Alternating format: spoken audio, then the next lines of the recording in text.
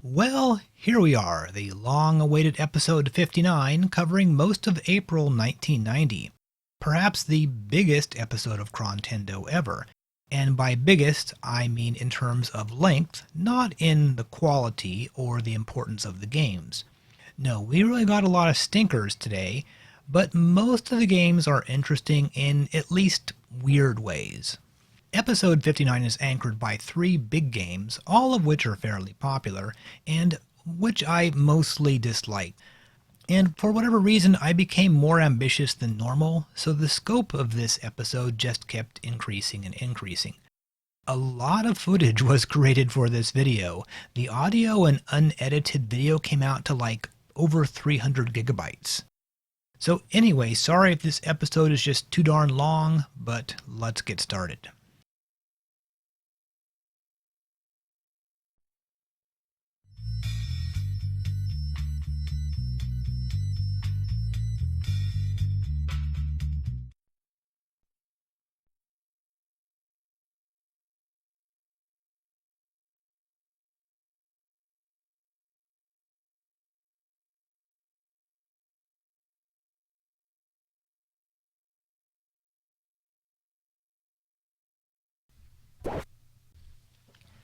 Our final game from March 1990 before we move on to April.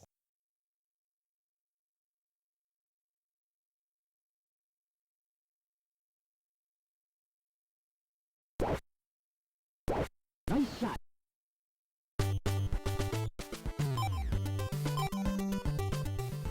Chrontendo fans will recognize this one as Jack Nicklaus's greatest 18 holes of major championship golf. Featuring Jack Nicklaus, the legendary golfer and a great connoisseur of holes. This began life as a 1988 computer game published by Accolade and developed by Sculptured Software. And this was a US-only release, published by Konami for some reason. Now on the surface, this is a pretty standard-looking golf game, but it does have some eccentricities. You have a few different gameplay options, for example, skins, in which you win money for each hole you play. Or you can also just play normal golf. You can choose between live players and computer players. However, there are a number of things that appear to be missing from the NES port that were found in the other versions, like the ability to play a particular hole, which I'm sure would not make Mr. Nicklaus happy because, you know, this guy is all about the holes. Obviously, this is a pretty ugly game. These textures are not exactly great. The screen is kind of shrunk down with these wide black borders on all sides. It's a bit of a step down from the TurboGrafx version. This might be a good opportunity to compare the power of the NES to that of the newer console. The background loads up nice and smooth. This looks a lot like the original computer version of the game. The colors are nicer, there's just more detail in the landscape. The NES version has all these blocky textures, and poor Jack himself just looks awful. Also, the handling feels a little weird in this version. The PC Engine game was pretty intuitive, but the NES version, well, trying to adjust for the wind gave me a lot of problems. Like here, the wind kept pushing my drives to the right. I kept aiming further and further to the left, and then I'd get a ball go way to the left, like there was no wind at all. The PC Engine game just feels more natural somehow.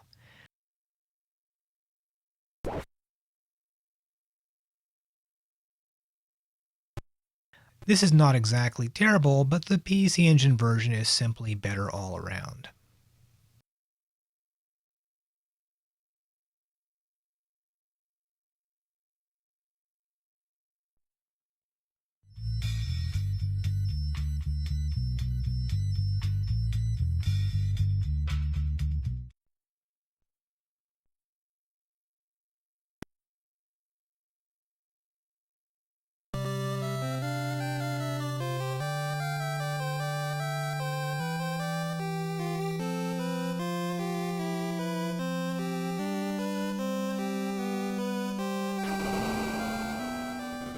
April is here, and we begin with the first in a punishingly long list of JRPGs released in that month. First up is Deep Dungeon 4 from Hummingbird Soft, the fourth game in the Deep Dungeon series. And I don't want to break anyone's heart out there, but this is also the last Deep Dungeon game. I know there's a lot of Deep Dungeon fanatics out there, and maybe you'll stop watching Chrontendo now that the Deep Dungeon content has dried up. If so, well, I wish you well.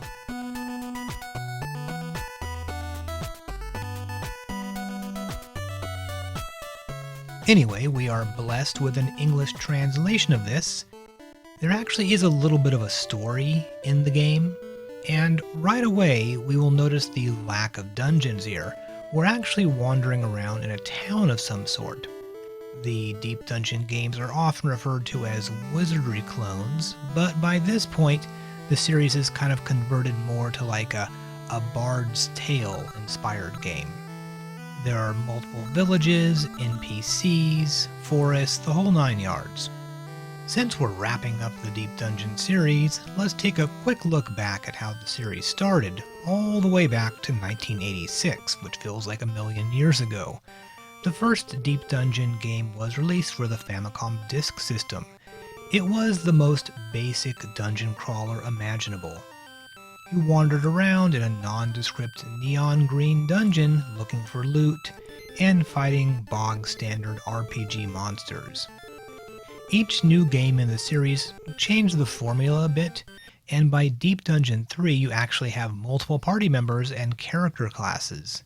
The game also gives you gold for defeating monsters, unlike the other games in the series in which monsters only drop loot that you then need to sell.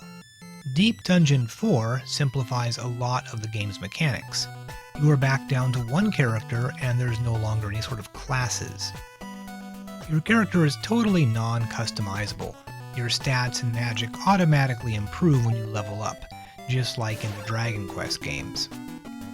Just like a lot of Western-style RPGs of this era, there is a high likelihood of getting just totally stomped in battle, due to the extremely random amount of damage dealt. Like here, I encountered some goblins and a hobgoblin very early in the game. I was doing okay, I killed off 2 goblins, healed a couple times, and then blam, a goblin killed me in one blow.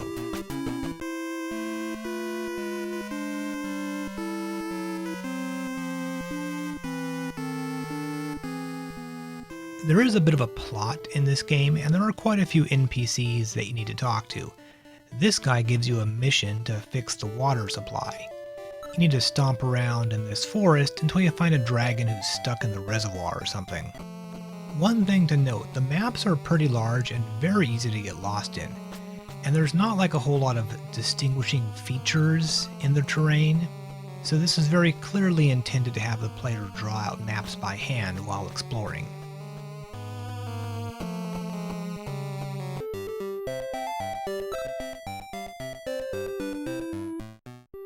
And there are actual dungeons in here as well. So if you're looking for an RPG that feels like a very simplified version of Bard's Tale or Might and Magic, then I guess you could hypothetically play this. Okay, next up we have another RPG.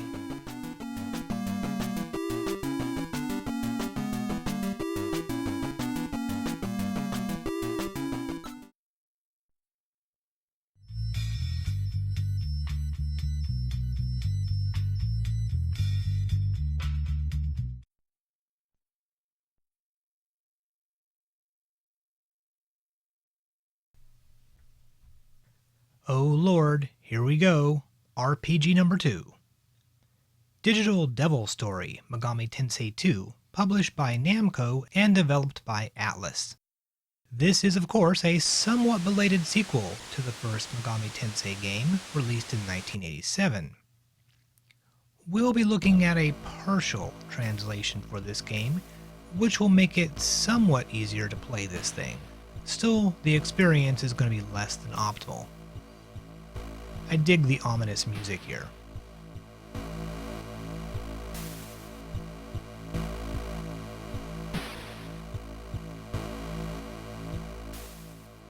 The game starts you off with a rather strange warning, then takes you to a character selection screen, and here you put points into various attributes.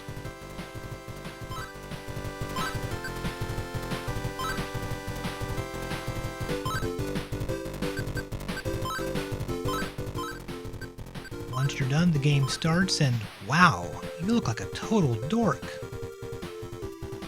A bit of exploration reveals some NPCs that will save your game or sell you items.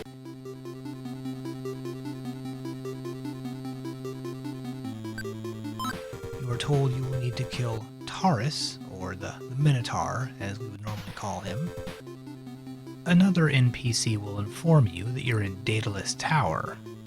And in fact, this beginning dungeon is a very accurate recreation of the Daedalus Tower area from the first Megami Tensei game. Though that game of course used a first-person perspective and this one uses a top-down perspective.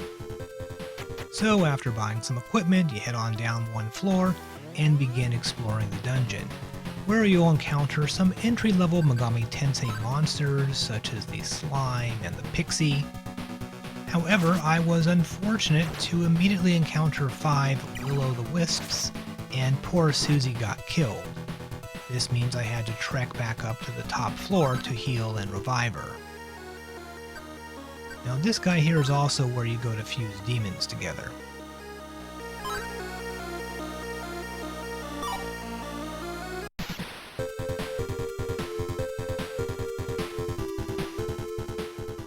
For those familiar with the Megami Tensei games, you'll know that collecting and breeding demons is a major part of the game. In battle, you can choose to talk to demons rather than fighting them. There are various tactics that you can try, like being friendly or trying to coerce them to join you.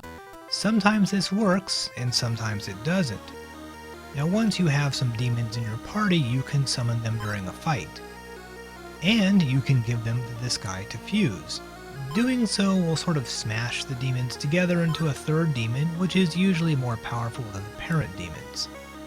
Demons can cast spells, so creating new demons will allow you to access some very helpful spells, both offensive and defensive.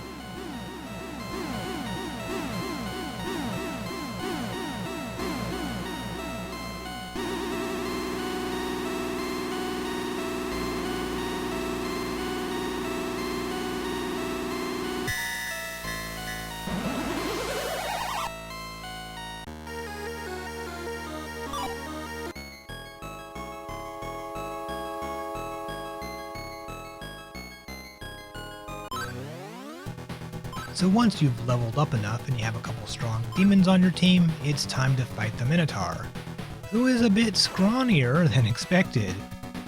Now the reason you're fighting him is to get your hands on this orb he has.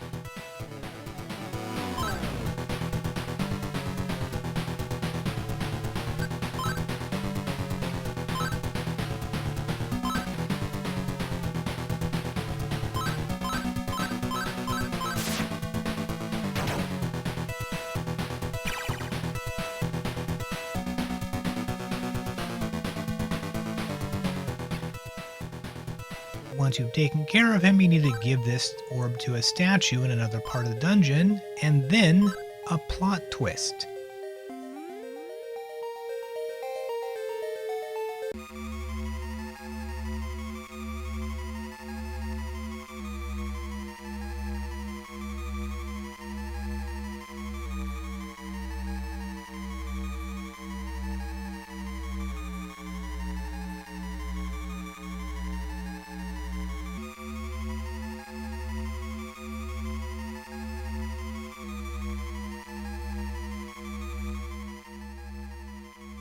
You see, it turns out that everything in the game so far has been a video game you are playing. I mean, not you, the person, but you, the character in the video game.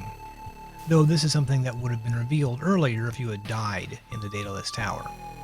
Anywho, it turns out that beating the game frees someone named Pazuzu.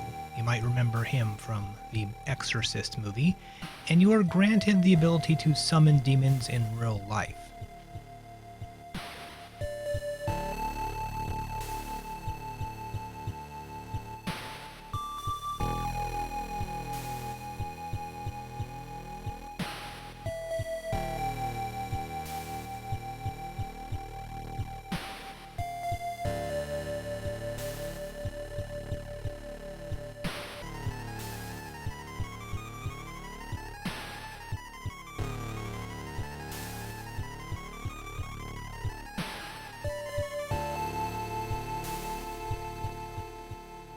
In this case, real life is post-apocalyptic Tokyo. This is some sort of like futuristic shelter that is safe from all the demons roaming around. You have your typical shops and NPCs hanging around, and unfortunately there are gangs of punks that will attack you, and also there are zombies for some reason. And unfortunately for me, my very first battle in Tokyo, I got jumped by 4 punks and they completely wiped my party out.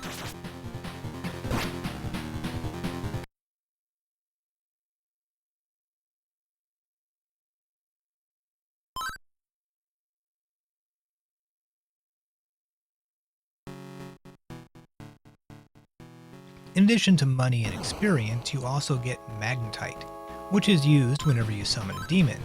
Not having enough magnetite will also cause your demons to lose health. Now there are going to be some difficulties in playing this game. There's a lot of text, and this translation is nowhere near complete. As of the time of making this video, a brand new full translation is either completed or very close to complete but has not yet been released. So I'm sort of in the same situation I was when I did the first game. A translation came out like right after that episode was released.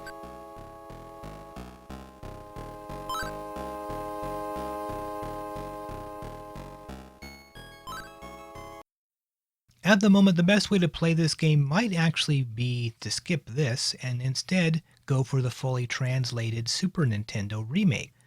There's been some rebalancing and game improvements done.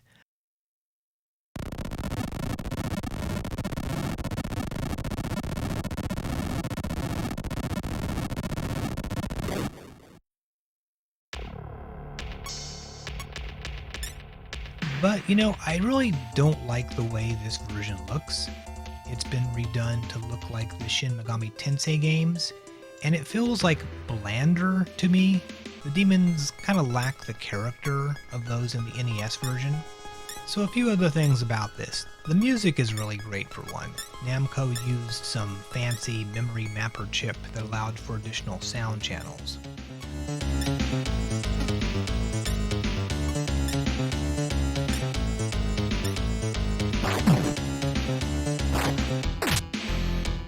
Megami Tensei 2 is sort of the game where the series kind of like actually starts, like, you know, what you and I think of when we think of Megami Tensei. It drops any connection to the original novel, and the main Megami Tensei series of games is based on this game rather than the 1987 game. So many characters, mechanics, and ideas in later games came from Megami Tensei 2. Even Jack Frost makes his first appearance here. The game is well known for having multiple endings, including the rather infamous one where you fight Yahweh as the final boss. On the other hand, this game can be tedious, frustrating, and unbalanced. But if you are interested, keep an eye out for the upcoming translation and check it out.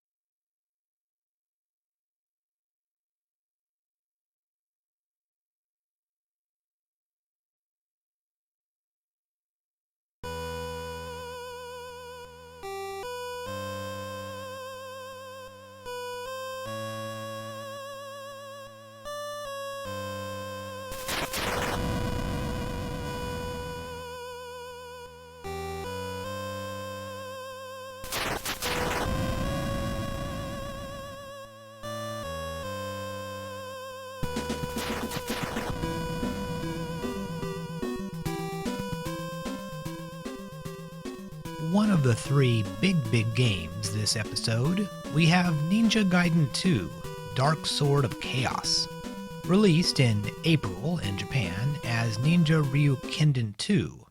An English version hit the US very quickly in May. Let's start by pointing out this fantastic opening, with its pseudo-parallax scrolling, and with what looks like multiple layers of clouds and mountains, as well as the character in the foreground.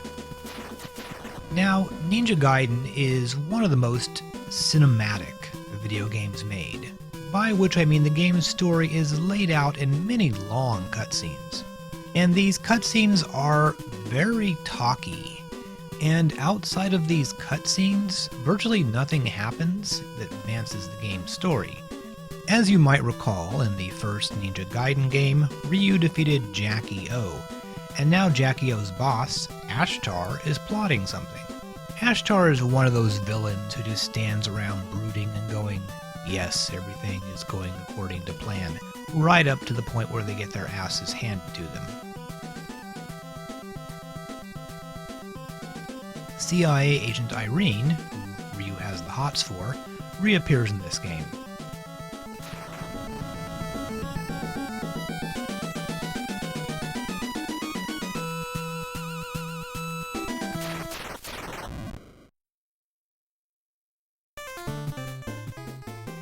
So anyway, 1 year later, Ryu is still hanging out in New York City.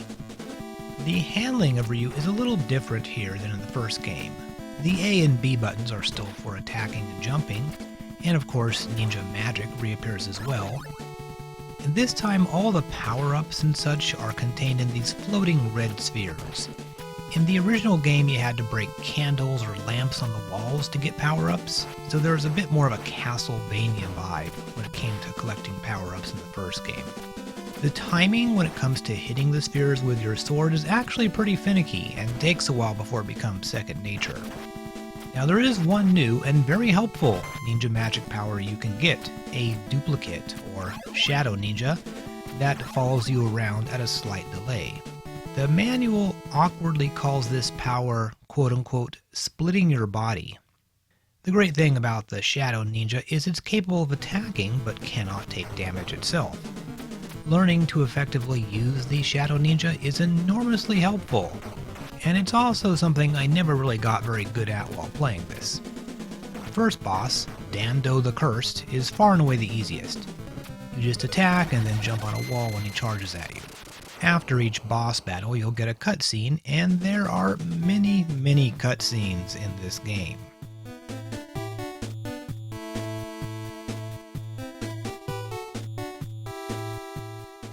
Here, you're first introduced to Robert, a sleeveless blonde Special Forces dude, who, unlike Ryu, seems to know what the hell is going on.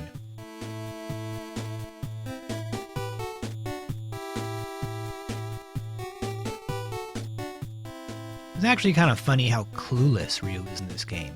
He has to have literally everything explained to him by the other characters.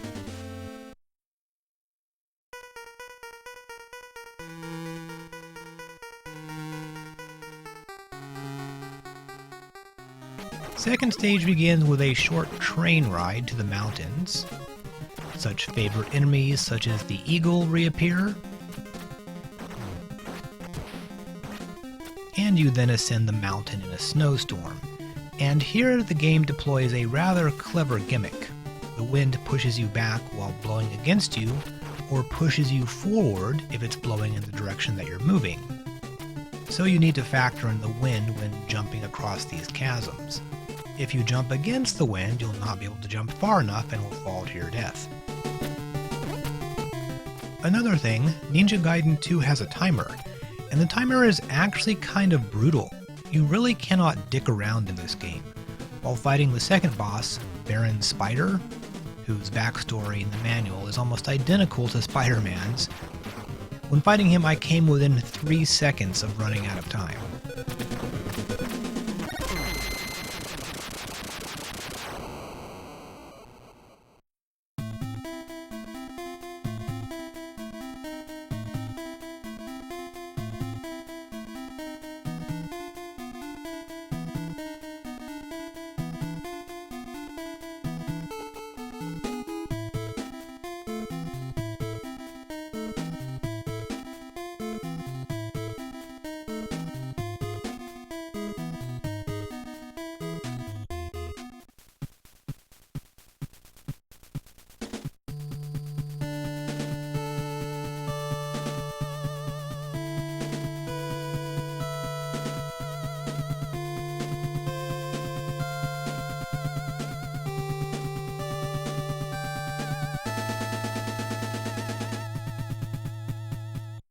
Now, to be honest, I had never played past level 2 before playing this for Chrontendo, and I was actually getting a bit tired of the wind bit in this level, and I was thinking, okay, at least I'm past that gimmick level.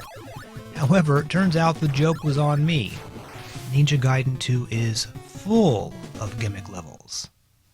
So, level 3 is the lightning level, meaning that the level is pitch black except for when lightning flashes. And the weird thing is, it looks like these stone walls are just like sitting on the ground, so that if you fell off one, you would just land on the ground and need to climb back up. But nope, you will in fact fall into a bottomless pit and die if you fall off one of the walls. Each level in Ninja Gaiden is broken into several areas. Luckily, the timer resets in each new area, and if you die, you'll restart in the same area you died in. Thankfully, this part of the level ditches the lightning thing, but it still has plenty of opportunities to fall to your death.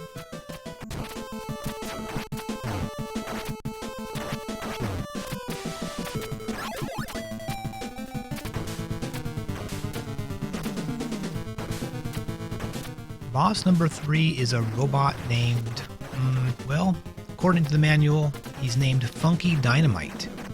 And his various projectiles can be a huge pain unless he just happens to position himself where his rockets will pass over your head, and you can hit him while jumping up and down.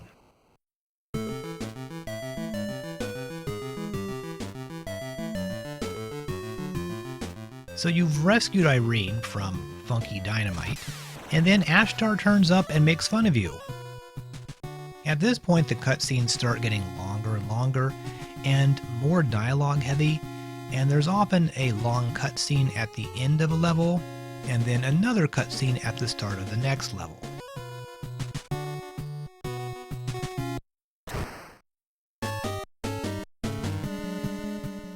Robert shows up again, shoots Ashtar, and then tells him the whole area is surrounded.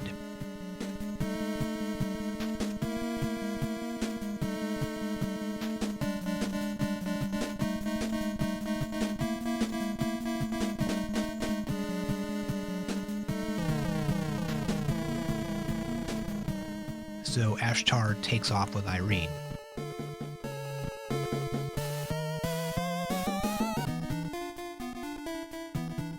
Robert again has to explain what's going on to Ryu and tells him to follow Ashtar into the underground maze.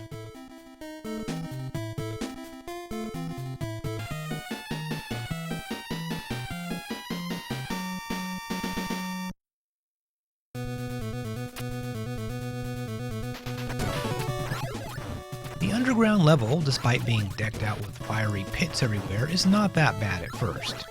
Now, one thing that really bugged me about Heavy Barrel from a couple episodes ago was the blind power-ups. It's far too easy to downgrade your weapons by opening up the chests. You can get a weaker weapon than you already have. And the same thing is true here. Many times you will find that it's going to be very difficult to slash a power-up sphere with your sword without actually collecting the power-up, meaning that you might unintentionally get a less useful ninja magic. In Castlevania, you can generally break open candles from a distance, so you can see what sub-weapon it contains before you pick it up, but in Ninja Gaiden that's often not the case. On the other hand, many spheres contain life bar and magic bar extensions and refills, and these are vital to beating the game, so you really have to slash open as many power-up spheres as you can. Also, the game has quite a few spheres in like out-of-the-way places, and getting to them can waste valuable time. Remember, you have to start all the way from the beginning of an area if the timer runs out. So a certain amount of memorization is required to know which spheres to collect and which to avoid. Now this area is just annoying as hell. The water keeps continuously pushing you backward, and there's tons of opportunities to fall off ledges. In this boss battle, these weird giant claws come out to attack you, but you actually need to attack the completely stationary head up at the top. And again, there's all this flowing water that will push you off the ledges to your death if you're not careful. Alright, after this, Ashtar taunts you a bit more, and you continue through the underground world.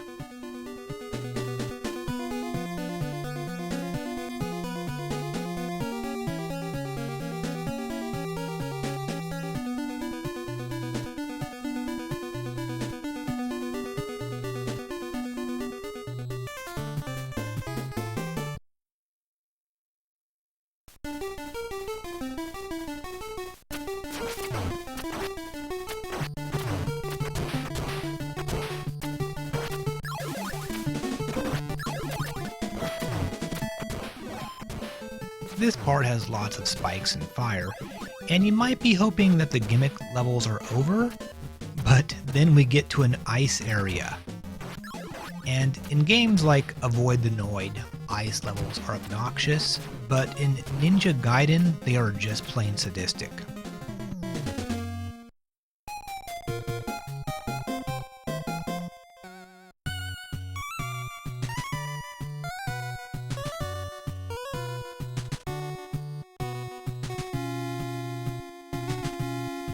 Finally, it's time to square off against Ashtar and rescue Irene. But Ashtar, the big jerk, decides to stab her with the titular dark sword.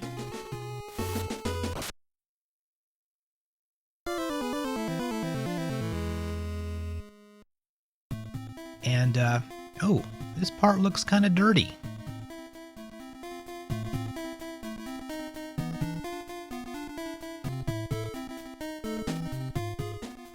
Naturally, Robert shows up again and points his Glock at Ashtar, and then we finally get the big showdown between Ryu and Ashtar.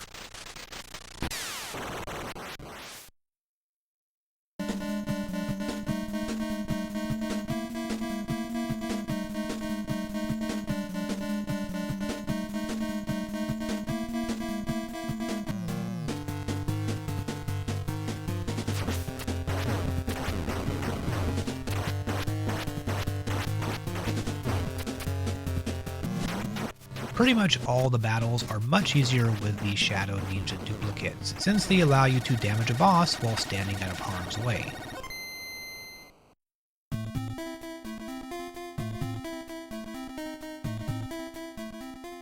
Okay, so you've defeated Ashtar, but he's not really defeated. He's still going to call the powers of darkness to destroy the world or whatever. And Irene is looking pretty healthy for someone who just got impaled on a giant demon sword.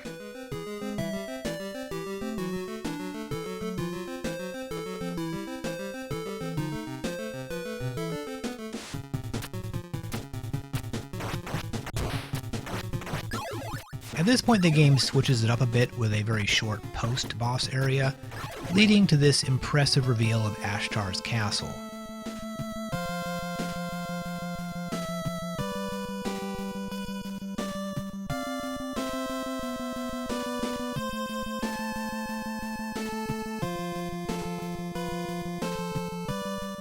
And then we get a short cutscene where Irene and Robert run into this mysterious figure. Boy, who could this possibly be?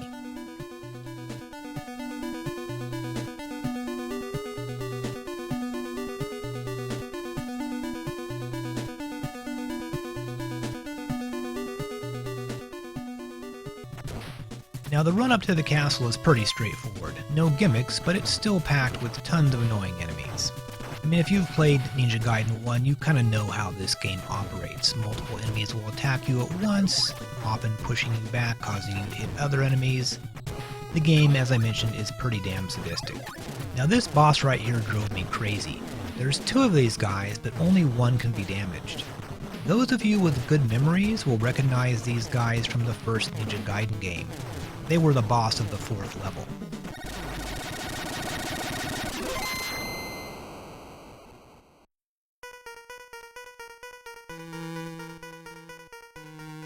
Okay, so we now get more cutscenes, and at this point Robert shows up yet again and lets you know that Irene had been kidnapped again. She spends pretty much the whole game kidnapped. And I almost feel that maybe Robert would be better suited to this job than Ryu. Despite being a normal human being without magic powers, he seems to have no problem dealing with hordes of monsters and manages several times to sneak up on Ryu, who is, a ninja, mind you.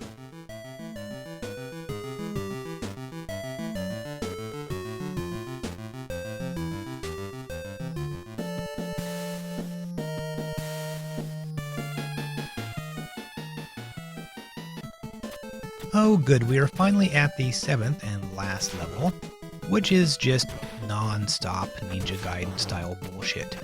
just throwing tons of fast enemies at you, and honestly, I was ready for the game to be over at this point.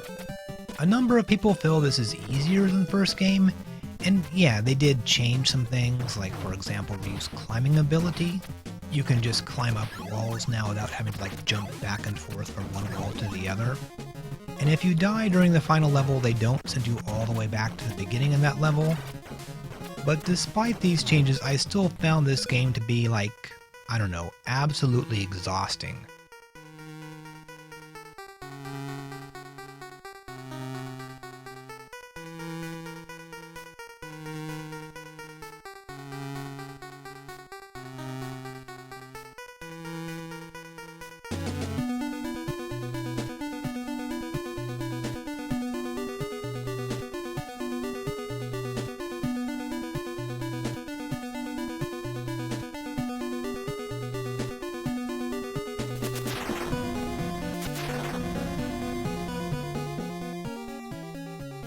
Anyway, the final boss is Jackie-O, who is alive for some reason, and now he's got the dark power of evil.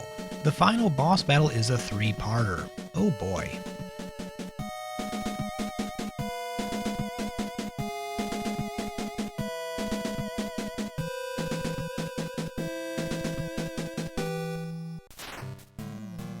First, he appears in his form from the first game.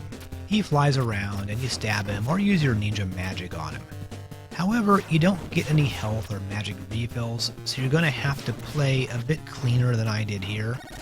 Trust me, I was not going for a perfect run in this game. I was just trying to get to the end any way I could.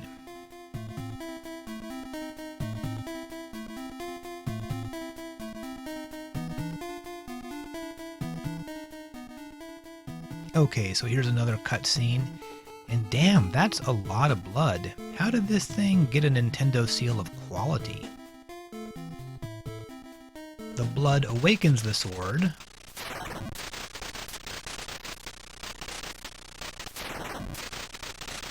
Irene gets electrocuted.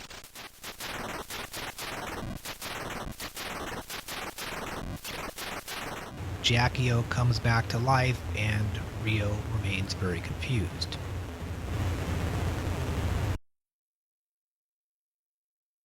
The second boss is just a scary head that you've got to attack while he coughs up meatballs, and some kind of icky fluid oozes down from a number of ceiling orifices. This game is actually a little gross. Then, Ryu's sword becomes infused with power, and we are finally at the final part of our battle with Jackie-O.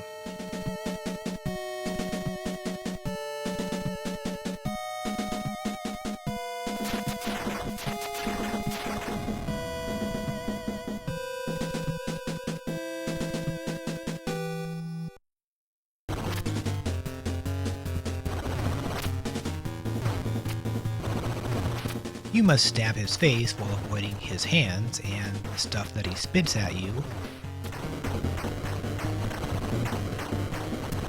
Then you can focus on this relatively defenseless body part right here. And honestly, are we attacking his balls?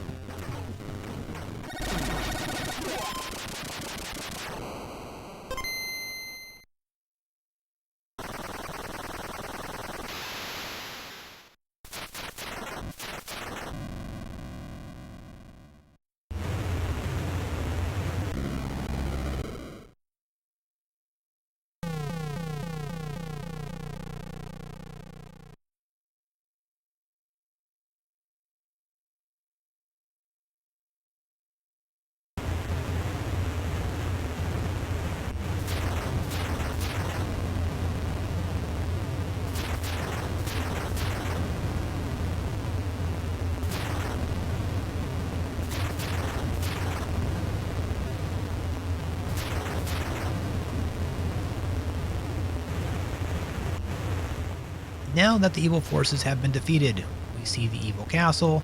I'm not sure if this is Ashtar's castle or Jackie-O's castle, but Ryu is sad because his girlfriend is dead. And honestly, I mean, does he even really know her that well?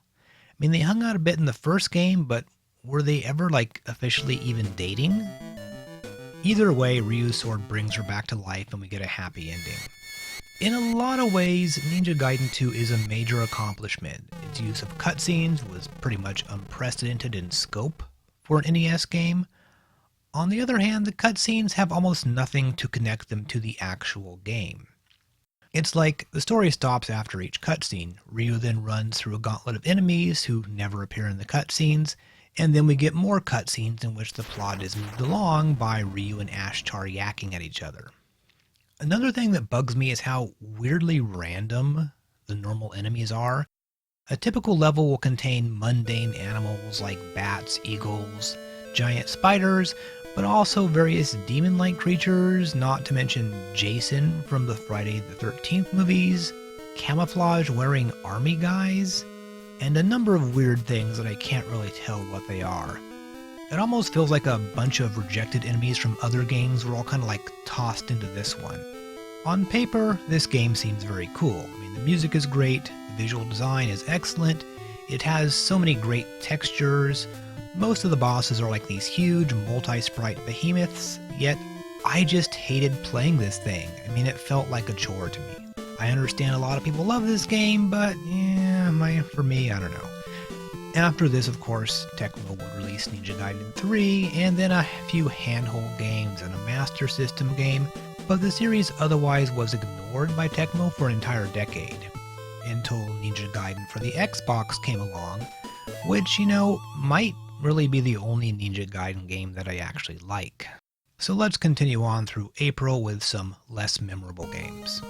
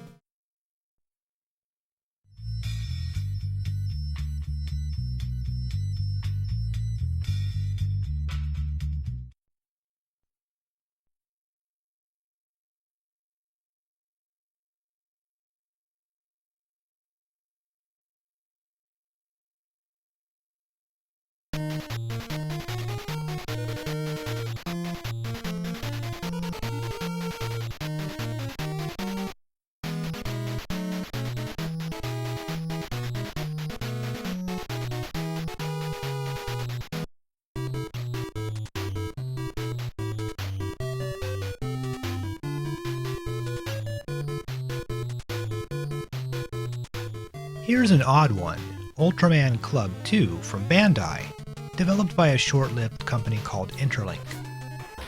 Now there's really nothing weird about the game itself, it's a pretty standard licensed game from a very prolific publisher.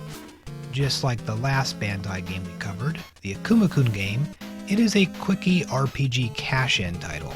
Rather, the odd thing about it is its place in video game history, as the first credit for a well-known figure in the game industry.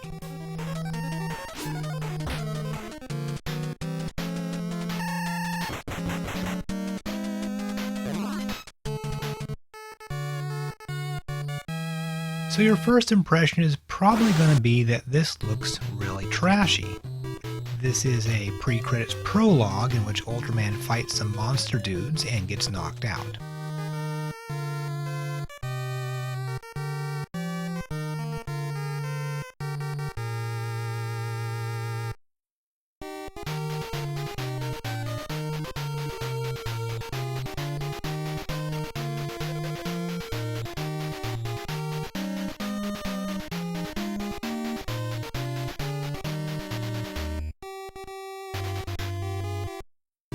He awakens in one of those standard RPG first villages, except that there's even less to do than there are in most RPG first villages. Basically, you can talk to the villagers and that's it.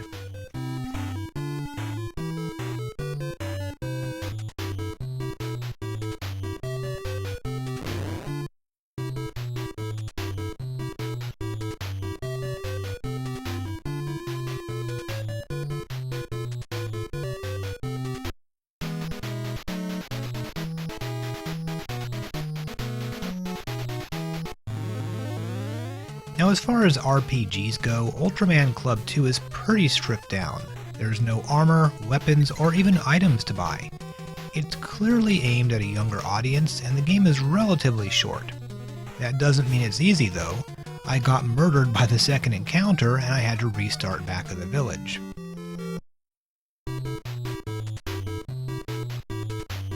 The game will sometimes throw way too many enemies at you, and it certainly doesn't feel balanced.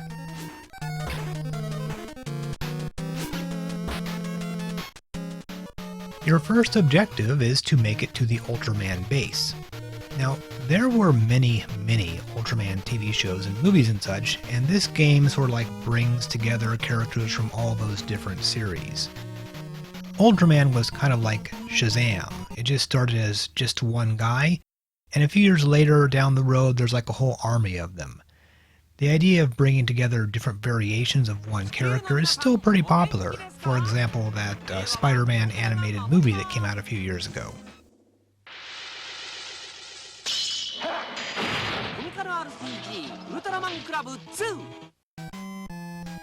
The first Ultraman Club game hit shelves way back in 1987, right around the same time that Zelda 2 and Dragon Quest II were released. It was actually a Famicom Disk System game. That's how old it was. No idea why Bandai suddenly decided to revive it after such a long time. So like I was saying, Ultraman is an RPG that's just stripped down to the bare bones. You don't really have items or magic or healing potions, but there are a few things that take their place. In battle, you can sometimes use special attacks. These appear to be completely random. They just show up in the menu sometimes. They actually appear pretty frequently, so you should be able to use at least several of them in a typical battle. Later in the game, you will get capsules that contain friendly monsters that can be used in battle. Certain capsule monsters will fight for you. Others will function much like normal RPG spells, such as healing the party, warping you out of a dungeon, or so on. For the first part of the game, however, you'll need to return to the base in order to heal, and you'll probably have to do this quite a lot. Now, I mentioned earlier that a prominent individual in the gaming world was involved in this game. Ultraman Club 2 is in fact the first video game credit for Kenji Ino, who would later, in 1990, found his own development company, EIM, and release a few Famicom games. Later in the decade, he would become a notable figure in both the US and Japan for such titles as Enemy Zero and the 2D games. In the 2000s, he focused more on mobile games before dying of a heart attack at the age of 42. If nothing else, Ultraman Club 2 earns a place as a footnote in the history of video games. So, this game is insanely grindy at first. Before you can even think of entering the first dungeon, you better spend a lot of time flying around building up several levels. And remember, you've got to be tough enough to make it through the dungeon and beat the first boss without the ability to heal. You need to land on this little island shaped like eyeglasses, which is actually called Eyeglass Island apparently, and then you have to make your way through this extremely ugly dungeon. It makes sense to run from every battle if possible. You'll probably have around 40-some hit points, and while most enemies do small amounts of damage, every so often one will use a special attack and take off like 10 hit points or so. And the encounter rate is extremely high here. It feels like every 3 steps you'll be in a fight.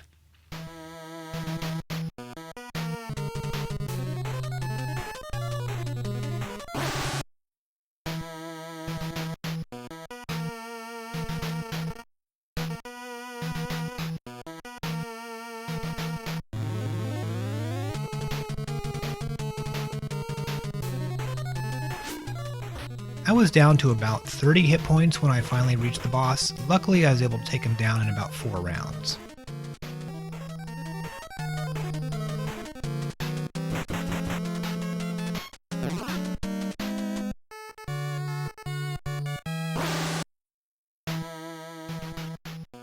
At this point, you will have rescued Ultraman Ace, who just happens to have some capsules on him, which is good news.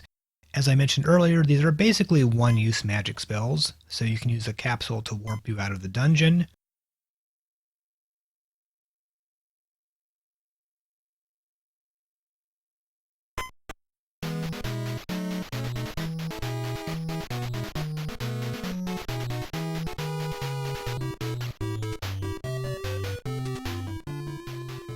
There's not really much else going on here except to take a trip to a nearby village and discover an underground passage which will lead you to another boss battle against this guy.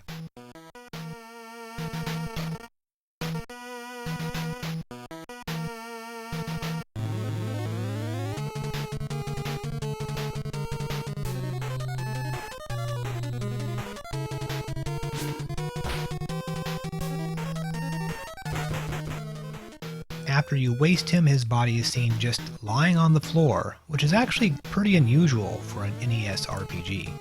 The plot thickens a bit here as you find a bunch of UFOs in the basement. Ultraman Ace gets captured again.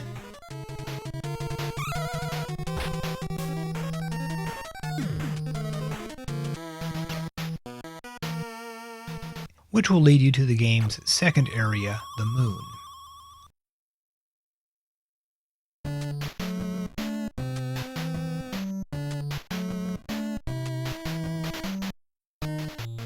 There's a total of 5 areas in this game, and it takes around 5 hours to complete, which in my opinion is just way too much time to spend on this game. I'm sure there are probably worse kiddie RPGs in the system, but even if you like really obscure Famicom RPGs, I would not bother with this one.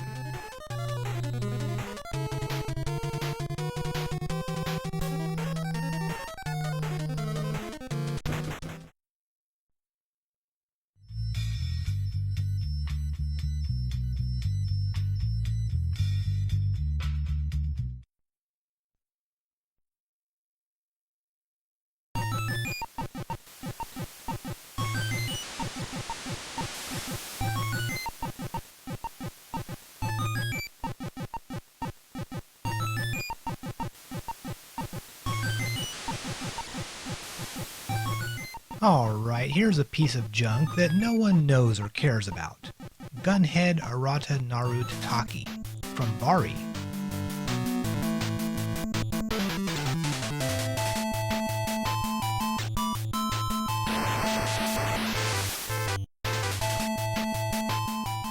Does the name Vari ring a bell? Probably not.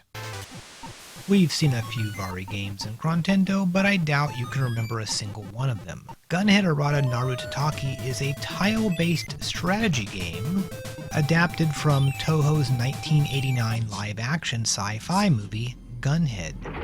It's about a big robot named Gunhed, or Gun Unit Heavy Elimination Device.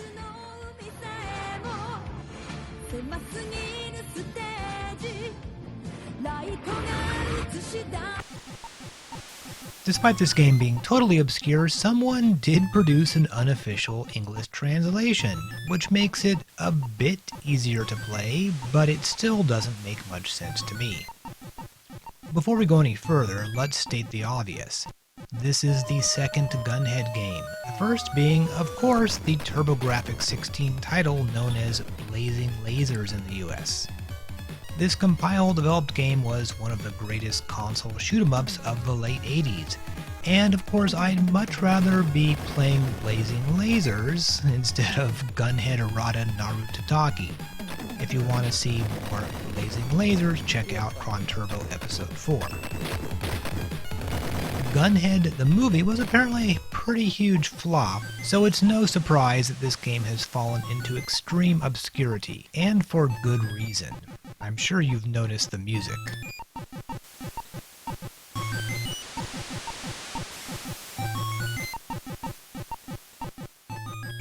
Once the game itself starts, the music is a bit better and the graphics are functional, I suppose. You start off with a few robots and place them at various points on the island. The enemy or the other player does the same. Then you stomp around the island collecting parts and fighting enemy robots if you wish. The various parts you pick up appear to be the key to this game, as they can improve your robots and build new robots. Fighting can be done manually or automatically, or partially automatic.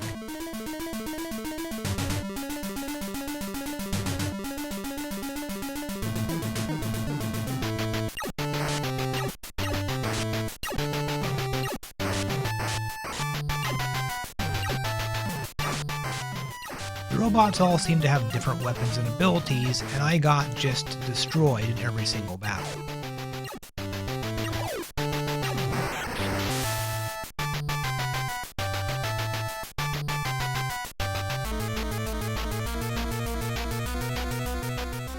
On the island, you'll also find various buildings that refill your energy when you visit them. The main goal here appears to be to build new robots until you have a robot army capable of defeating the enemy.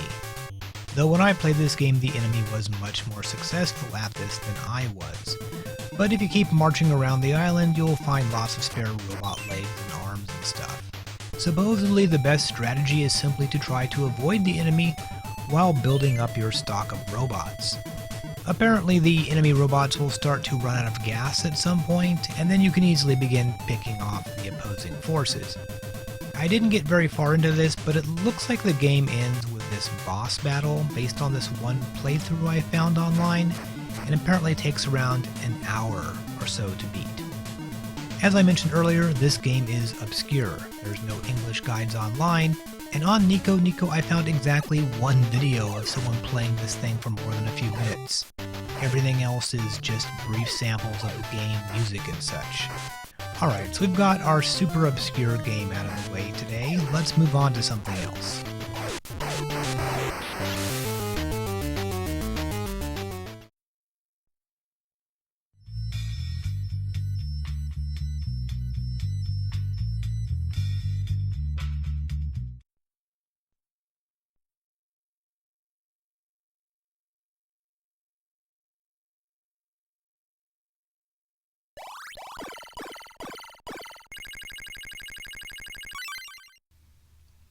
Well, we've got 2 Konami games this episode, and while the Jack Nicklaus game wasn't that hot, I have to inform you that this one, Quarth, isn't really a big deal either.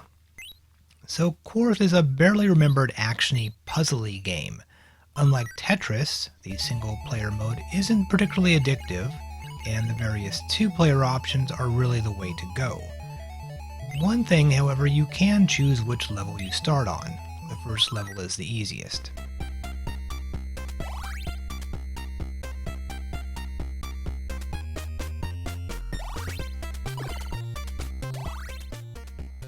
So the concept behind Quarth seems pretty clear. Someone at Konami remembered that Space Invaders was a very popular game, and Tetris was also a very popular game, so why not somehow combine them into one game? Just like Space Invaders, the enemy slowly marches down the screen towards you. If they reach that dotted line above your ship, you'll die. So you must blast away relentlessly. But instead of firing lasers, you shoot blocks in order to fill up the gap so that a perfect rectangle is formed. Once this happens, all the blocks that make up the rectangle disappear. Now, I'm not really sure I'm doing this correctly. To maximize your points, you need to rack up combos. That is, if you plan a bit more carefully, you can take out a series of contiguous rectangles at once. You don't have to fill in all the holes in the middle of the rectangle as long as the entire perimeter is filled in. But honestly, I mostly failed to do this because I'm just not a very good strategist when it comes to this game. I did not study Tetris knockoffs at West Point. I'm not exactly the Napoleon of filling in rectangles. And honestly, this game does get pretty hard. Each level is a little faster than the next, and by the final level you'll need to be like super fast and precise when it comes to laying down the blocks.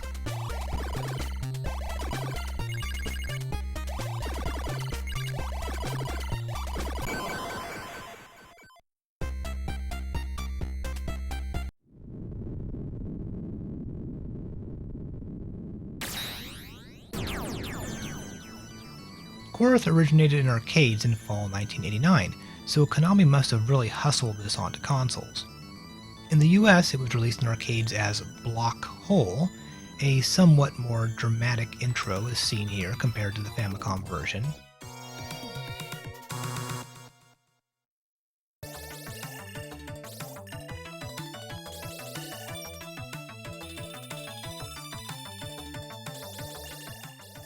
The thing didn't really make much of a splash in the US, but it was apparently a pretty decent hit for Konami in Japan and Europe.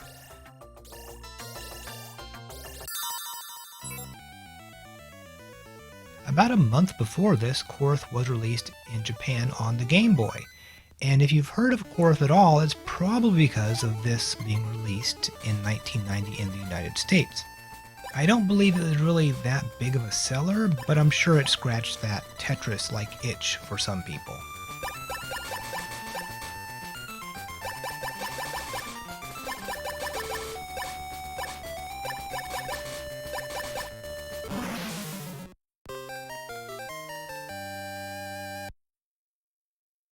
Quarth appears to be still somewhat remembered in Japan even today. There was a port for the MXS2 that was released on the Wii and the Wii U in Japan, and the game is now even available on the Switch. There is really nothing wrong with Quarth, it just feels kind of like a Bush League version of Tetris.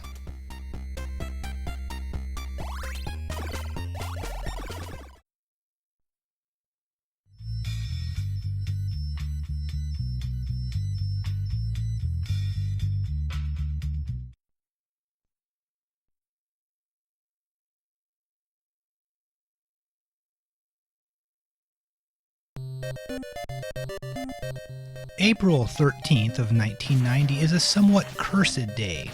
Aside from Gunhed and Quarth, we have this very unusual item from SNK, Godslayer, Haruka Tenku no Sonata. Now don't get too excited.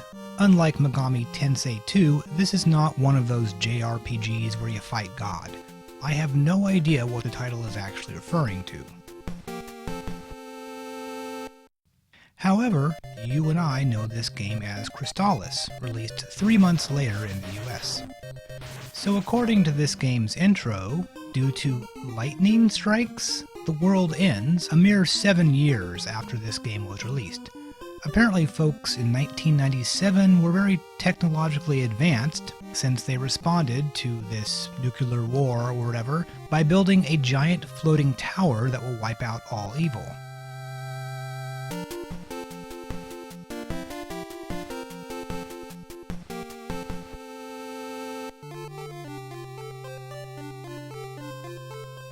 Now, the game itself takes place in 2097, and the war caused lots of fantasy-style monsters to appear, and society now exists in the form of various small villages whose predominant forms of commerce are inns, armor and weapon shops, and occasionally bars.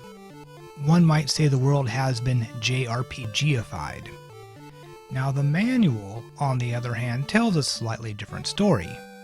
The tower, which contains a powerful computer, was created by an evil wizard named Dragon, who also hid these 4 magical swords around the world so they couldn't be used against him.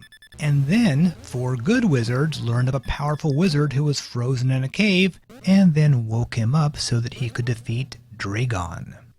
And that wizard is you.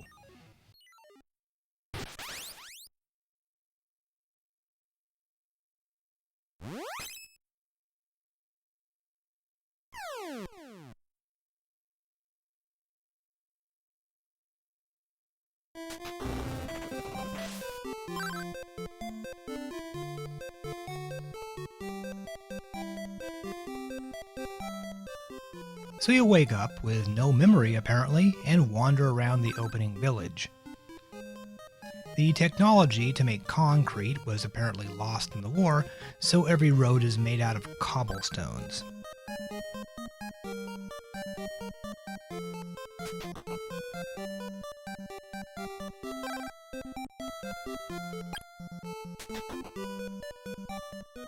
So you talk to everyone in the village and find that the wizard, Zebu, has left some money lying around for you.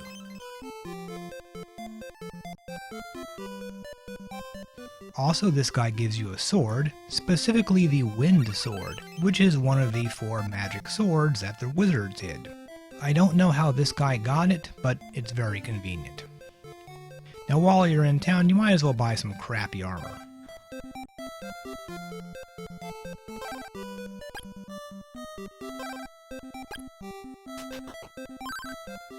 Alright, as you can guess, we are going to go out and slay some monsters.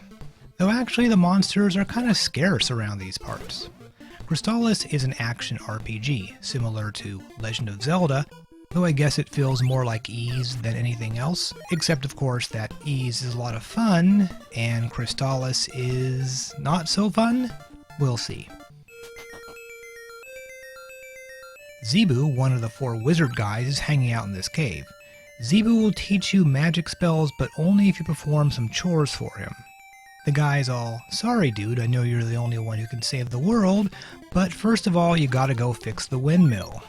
Also, you should be grinding for experience, walking around and killing some slimes and tigermen, which are worth 1 and 2 experience points respectively." Yeah, so basically there's going to be a lot of grinding in this game. Gaining levels increases your life bar and your magic bar, and you also have strength and defense stats. And while leveling up doesn't directly give you any new abilities, you will need to be at certain levels to enter some areas or perform some actions. So even if you are really good at the game, you can't beat the game at a low level.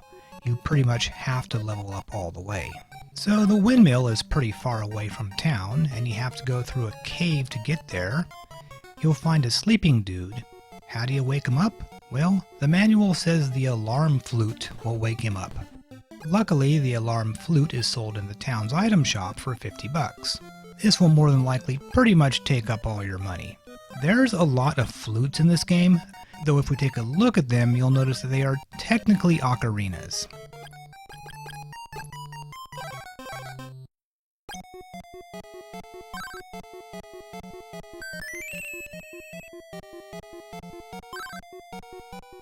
So you wake up this dude, he gives you the key to start the windmill, and hints at a strange ball hidden in the caves.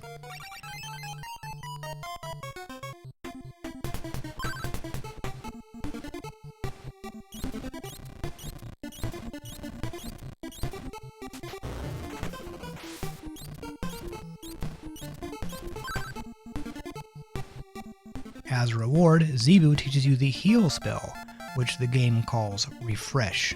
You can then enter the first real dungeon of the game. I do kind of like some stuff here, like this part where you can walk under bridges. It's a rather clever graphical trick.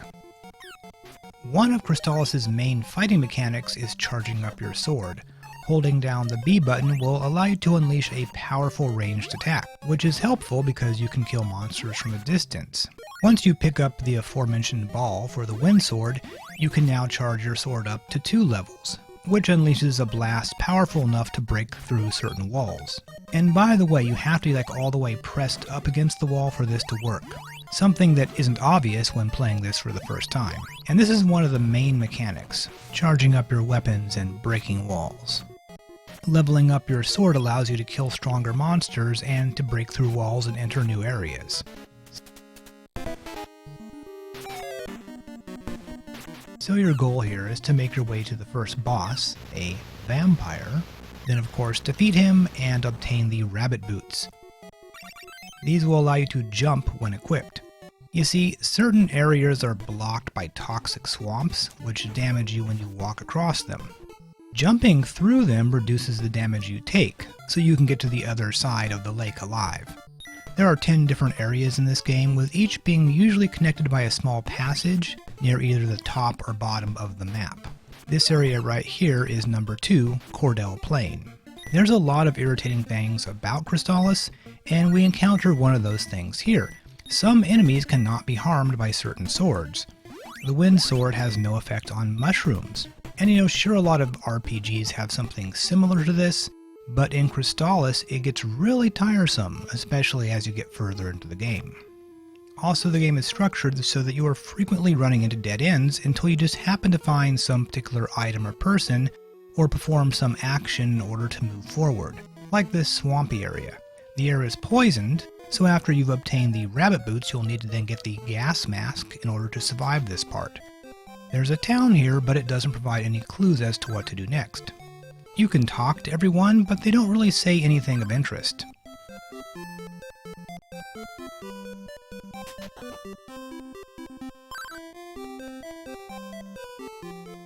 So you keep wandering around until you run into another wizard, Tornell, and he makes you fight this dude.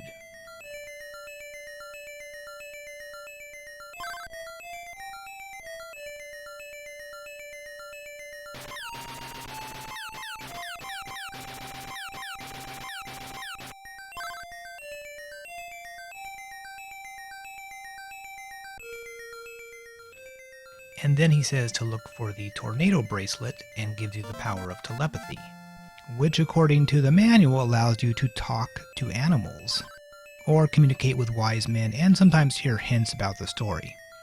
It sounds handy, but you can't really use it too much yet since you don't have very many magic points. But still, there's no clues as to where to go next. Turns out you have to go back to the swamp village, use telepathy on the townspeople, which will then unlock a dialogue option with a lady whose kid is missing. Naturally, you go to find the kid, bring him back. His mom gives you the insect flute, which, as per the manual, will summon a giant insect if you play it in the right place. Where is this place? I don't know. I guess just keep trying until you find it.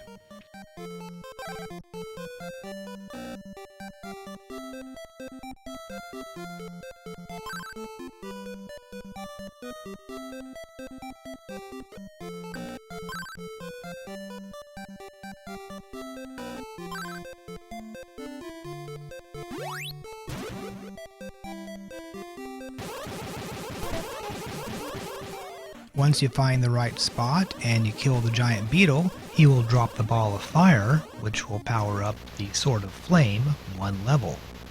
Why would a giant beetle have the Fire Stone? Again, I have no idea. Now, having quest items and such is not new in video games, but compared to something like Legend of Zelda, there are an awful lot of these damn things, and a lot of them are not really necessarily clear as to what they're used for. Like the X-ray goggles are used just once in the game, I believe, when you have to walk into some random house and use them to look for a hidden entrance. Crystalis certainly feels like it just makes you run all over the damn place looking for random statues, flutes, and lamps. And it sort of uses this as a way to stretch out the game time, it feels like. Also, the environments feel a bit samey. Most of the dungeons look very similar. Long corridors which occasionally have a 90-degree turn or a 3-way intersection. It's easy to get lost simply because every corridor looks virtually the same. With a few exceptions, the pattern is basically visit a village, maybe enter a little cave or a house out in the overworld and talk to some guy, then enter a dungeon, blast through some blocked walls with your power-up sword, and eventually make it to the boss, and then go on and do the same thing in all 10 of the game's areas. And this might not be fair to compare this to a Super Nintendo game, but if we look at this next to, for example, Soul Blazer, it feels very repetitive and a little dull. And remember, Soul Blazer came out only a year and a half after Crystalis.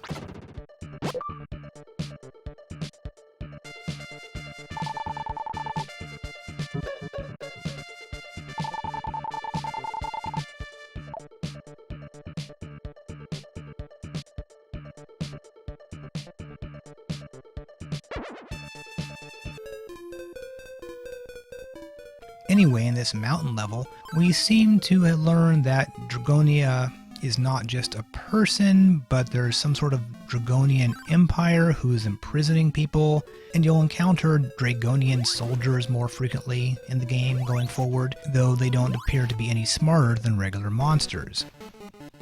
The boss of this level is General Kebelesk. He seems to be like an earth elemental. He throws rocks at you. There are 4 evil wizards in addition to the 4 good wizards, and that's what geniuses like me call parallelism.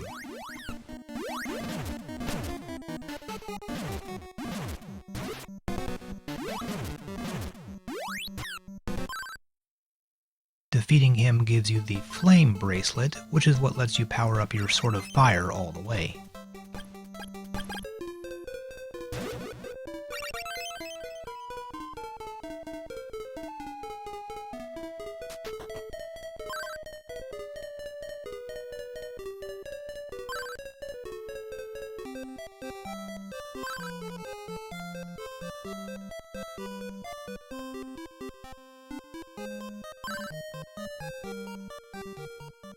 Then you enter Waterfall Valley, which looks a lot like the first 2 areas, and in the first town you have to deal with a lot of funny business from the Queen, so you can go in and talk to her, but she's not very interesting.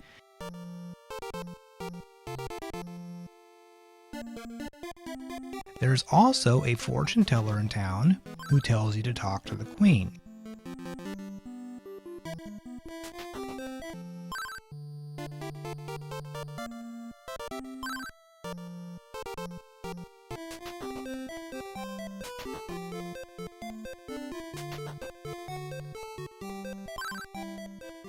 However, because the guards won't let you into her room, you now need to go to Mount Saber and find yourself a paralysis spell, which you will then need to come back to town, use on the guard who's guarding the queen, so he won't walk in front of the door and block you.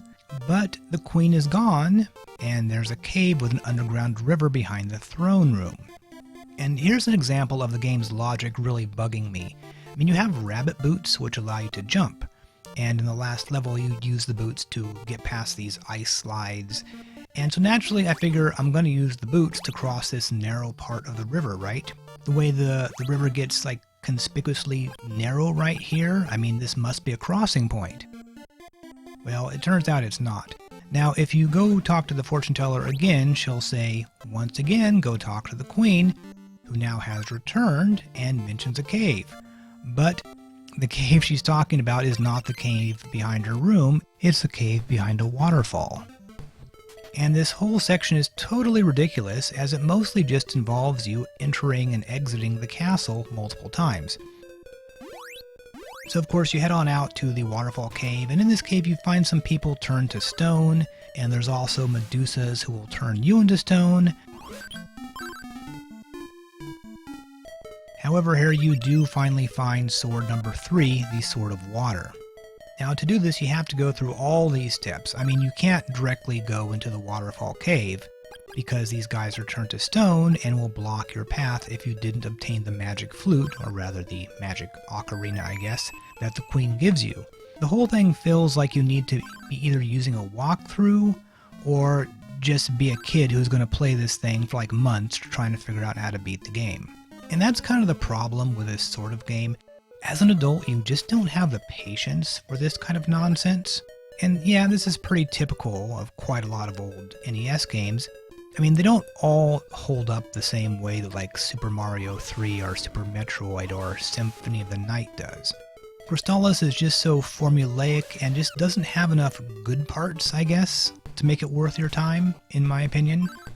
So after running into this guy, Rage, protector of the lime tree, you get the power up for the water sword, which is very useful.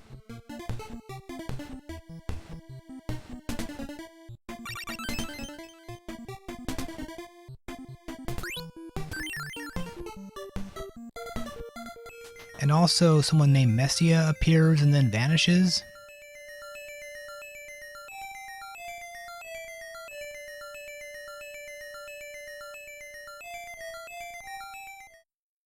Alright, so the water sword can now freeze small streams of water. So if you go back to the cave behind the queen's chamber, you can now cross this stream and discover that the queen and the fortune teller are actually the same person. Whoa, I did not see that one coming. Wow.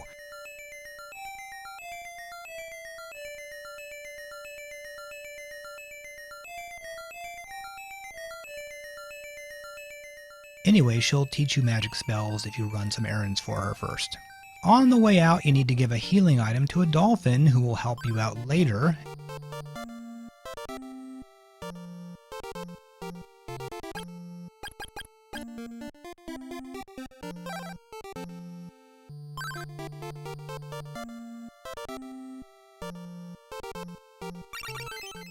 Then you need to go to another cave and find some herb, and there's a town full of man-hating ladies, and you have to borrow this guy's boat so you can sail out and fix the ocean.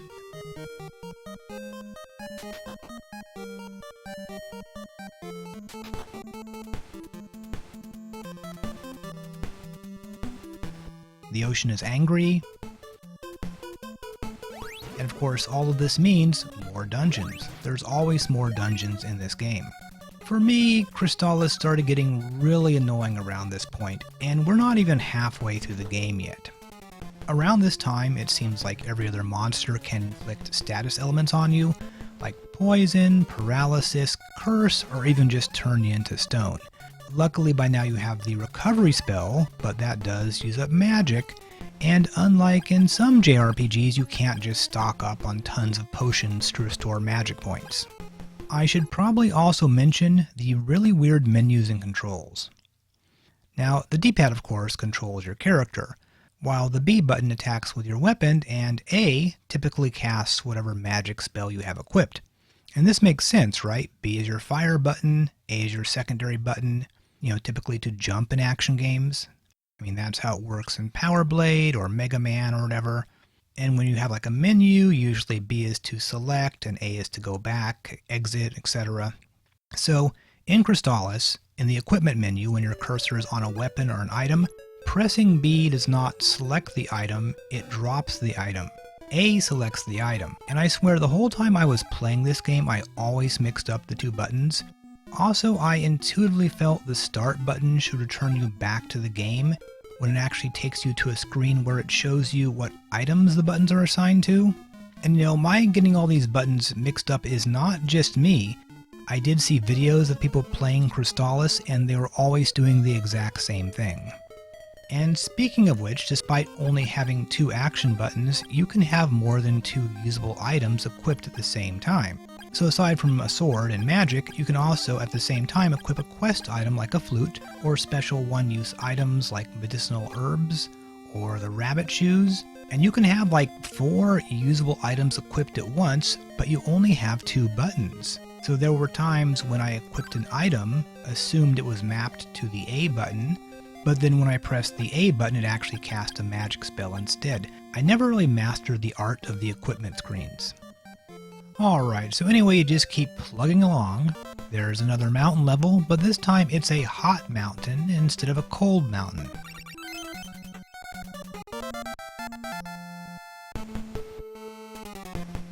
Eventually you'll find the last of the 4 magic swords, the lightning sword, which has the most powerful attack.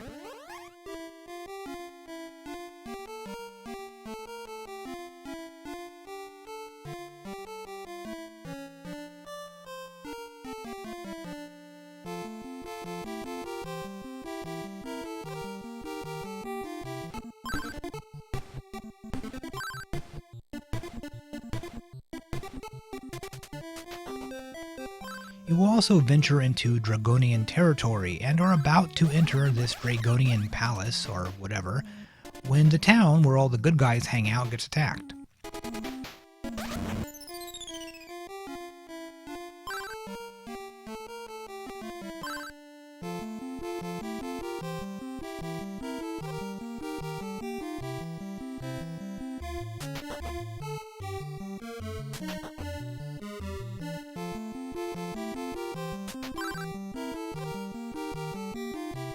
And you must then fight Matto, a ninja-style dude who can turn into a ball like Sonic and fly around really fast.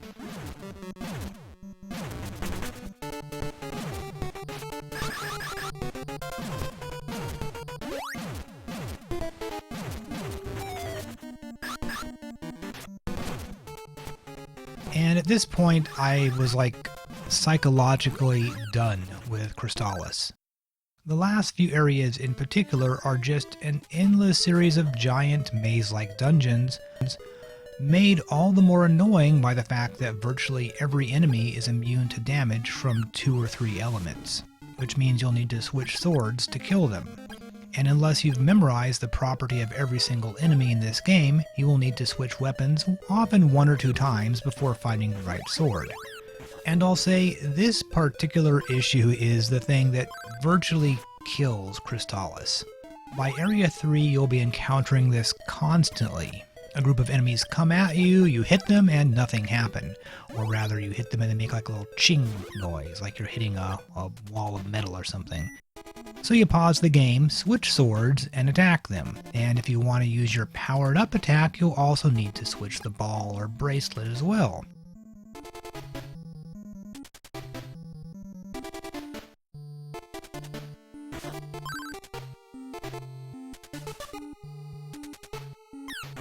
And when you come across a destructible wall, you'll need to switch weapons again, because each type of destructible wall can only be damaged by one particular weapon. So let's just say that your select button is going to get a serious workout if you're playing this game. While there's never been a sequel made to this, Crystalis did get ported to the Game Boy Color in 2000.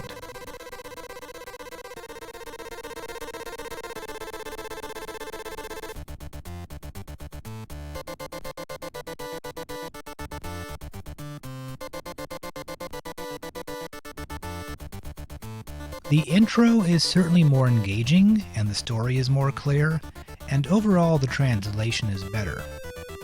And while, generally speaking, the Game Boy Color version is considered to be inferior to the NES version, the one big change they made was they completely ditched the elemental immunity for the monsters. Obviously, even SNK realized how awful this was.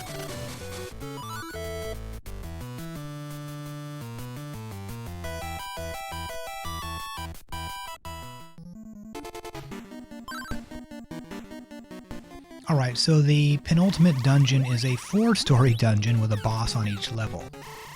And these are actually bosses you've all fought before, just now they're somewhat powered up. First one is General Kabalesk, who seems to move faster than he used to and shoots these green fireballs. And these, I guess, are probably the toughest fights in the game, but thankfully one of the good wizards is always going to be in the next room after each battle, so they can refill your health and magic, because without that, I mean, you would never get through all 4 bosses.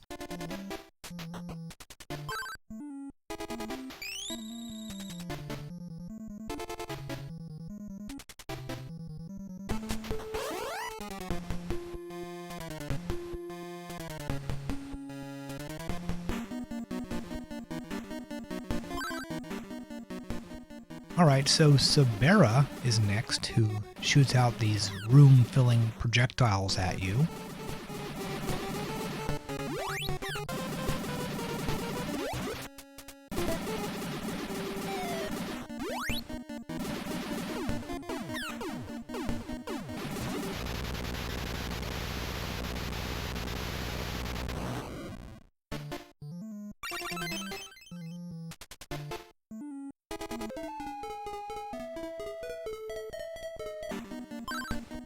The worst is almost certainly Motto, who can still roll himself up into a ball, but now he is just super fast and just like flies across the room like a pinball. It is so annoying.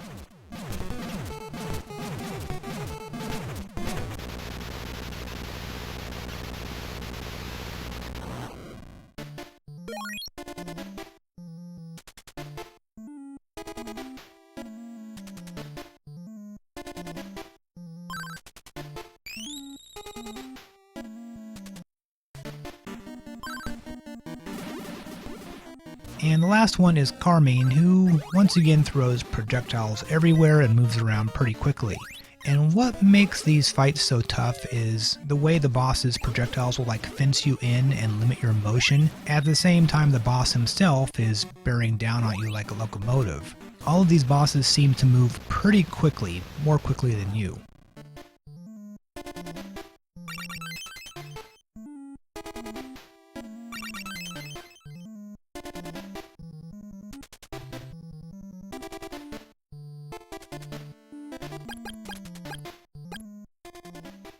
Now you do get an important power-up at the end of this area, the flight spell.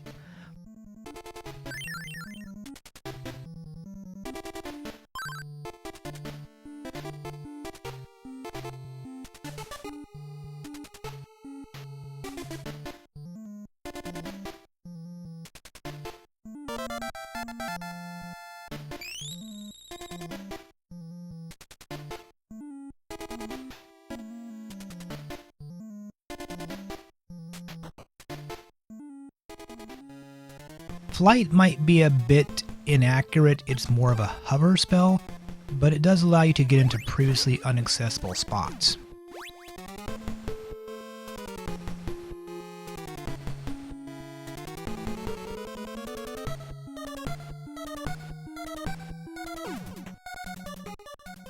And yes, as a matter of fact, you will have to backtrack to earlier areas of the game in order to get important quest items. So late in the game you get something called Deo's Pendant, which is very useful as it refills your MP whenever you're standing still.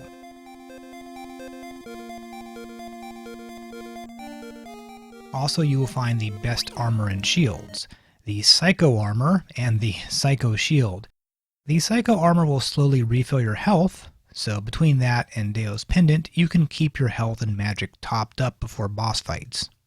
However, the name refers back to SNK's 1987 arcade game Psycho Soldier, in which you control two psychic teens, Athena Asamiya and Shikenzu, and together they, kill a lot of bad guys. I'm not really sure what this game is about. And of course, the name Athena refers back to SNK's earlier game, Athena. And both of these characters, Athena and Shikenzu, appear in Crystalis as two of the good wizards. Nowadays, however, they are mostly known as characters in SNK's long-running King of the Fighters series. Alright, so it turns out that despite nuclear war destroying every building on the planet, the Great Pyramid is actually still standing and relatively unscathed. In fact, it seems to have been nicely renovated once you enter it.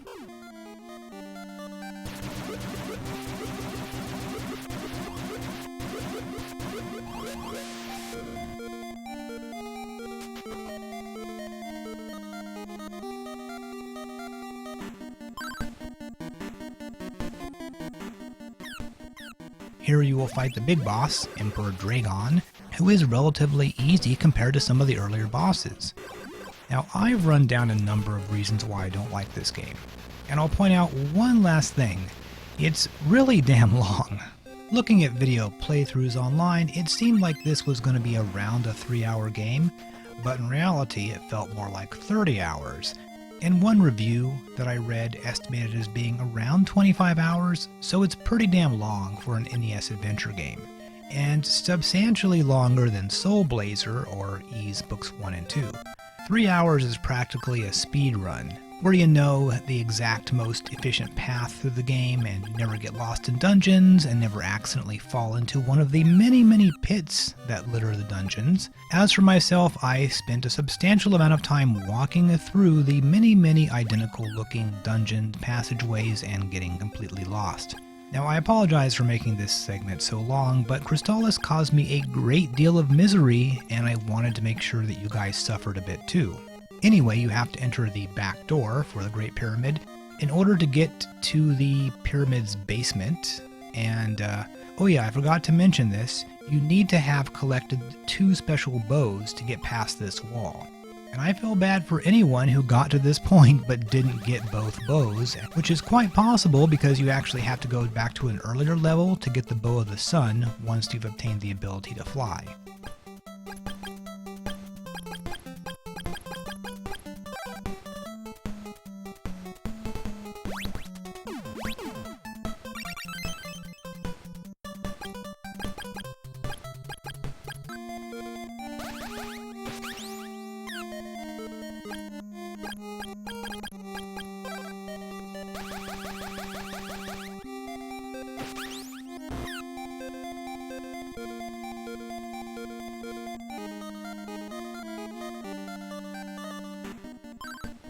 Okay, so now you fight Dragon again in his final form. A dragon, well, that's a surprise. I mean, the guy is named Dragon.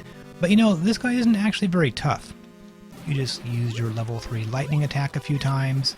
And the thing about these battles is that your magic only charges when you're standing still. So you need to keep holding down the charge button while moving around and dodging its attacks, occasionally stopping when it's safe so that you can continue charging your attack till it gets all the way up to level 3.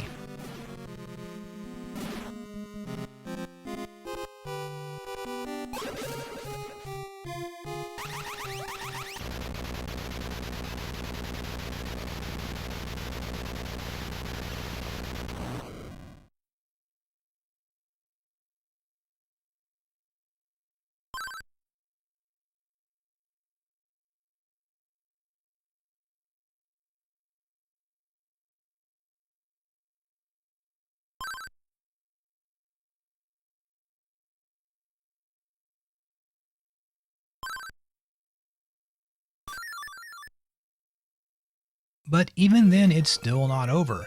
Remember the floating tower from the intro and that powerful computer mentioned in the manual? Well, your next step is to teleport to that floating tower and blow up the computer. Still confused as to whether the computer is good or evil. Now at this point I was having problems which were probably caused by using a cheat code to increase my experience points, so I could get to a high enough level to beat the game without killing dozens and dozens of additional monsters. This somehow caused my money to hit like the maximum amount of money possible, which I assume messed up something else in the game because I could not do any damage to these enemies, and you have to kill every single enemy on each floor in order to unlock the entrance to the next floor. So I was forced to use an insta-kill cheat in order to reach the top floor. Normally though, these guys are actually super tough and take like a dozen hits to kill, each single one.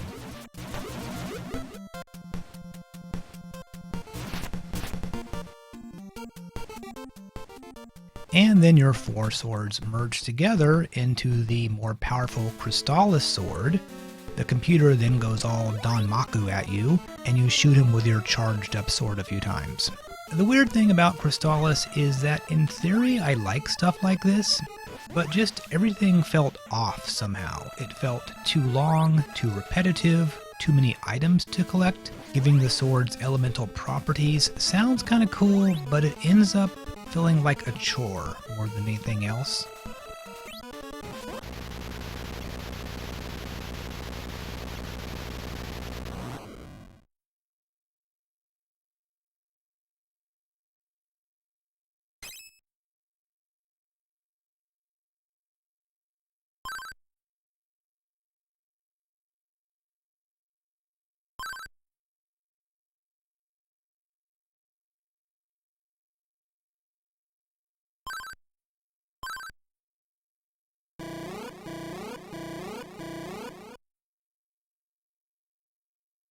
Most of it might just be the way that so many dungeons are like so hard to navigate because they all look the same.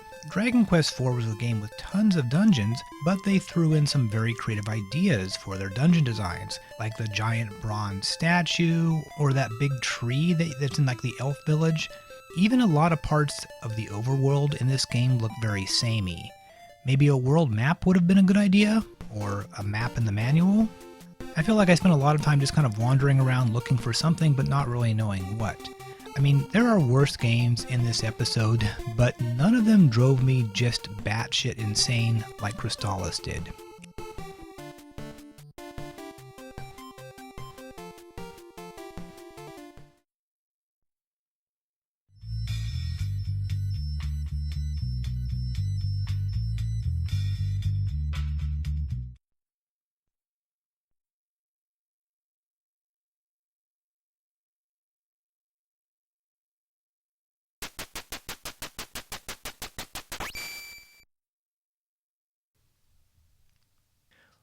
We're going to close this episode out with another big one here, 2 games for the price of 1.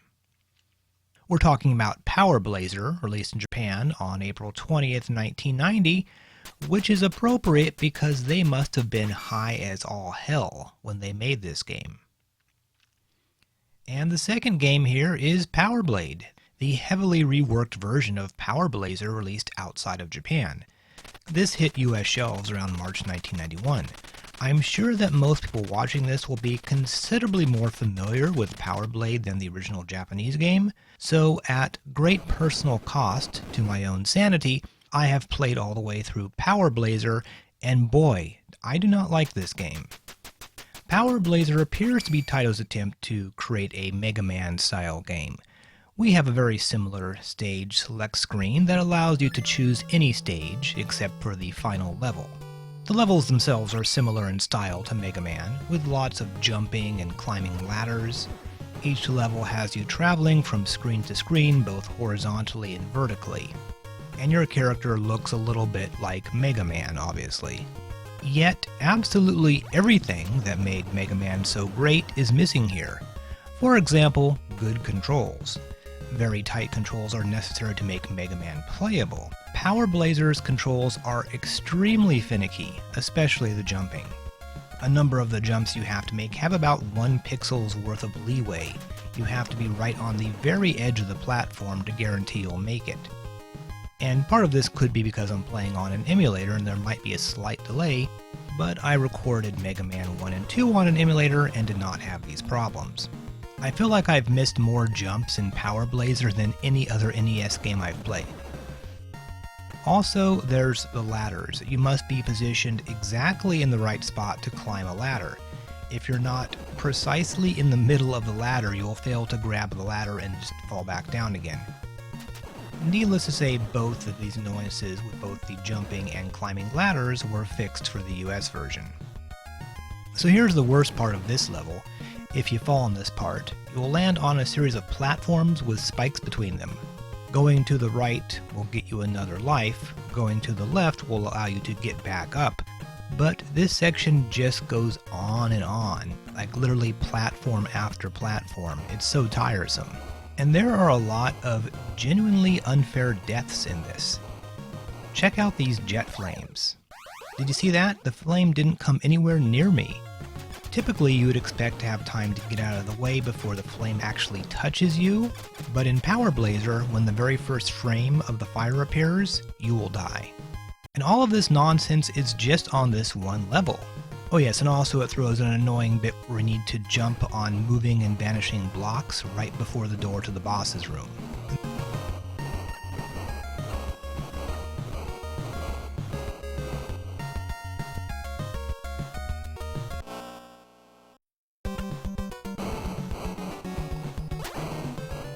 This boss isn't too bad by itself, you just need to avoid his lightning bolts and watch out for him when he swoops down very quickly at you. This guy is fast, and if it's not clear what's going on here, you need to throw your boomerang so that he runs into it while he's diving. You will then head back to the level select screen. You can do these levels in any order, but this screen doesn't show you which levels you've already completed, which is just yet another of the many annoyances in this game. This next level here starts with windmills, and of course a series of platforms suspended over a floor lined with spikes. This game absolutely loves its spikes. I should point out your boomerang weapon. It's incredibly weak and needs to recharge for a second or two after you throw it. It's virtually useless against stronger enemies. It also has very little range initially, but throughout the game enemies will drop little power-ups that will gradually improve its range. Now you might be wondering, does this game have any Mega Man style special weapons? And the answer is no. The boomerang is it. That is what you use for the entire game. Power Blazer is pretty nice looking in places. This area here has like a Castlevania clock tower vibe, but regardless of how cool it looks sometimes, I could never really stop hating this game for more than a second.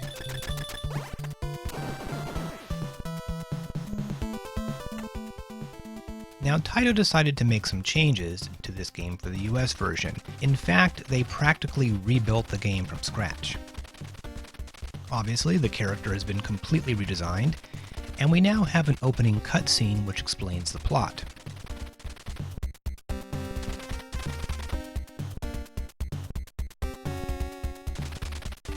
Now, unlike in Power Blazer, you can't just waltz into the boss rooms. You need to find security cards from your contacts in each level. This seems pretty similar to Capcom's Codename Viper from a few episodes ago, though Power Blade is a much better game than Codename Viper.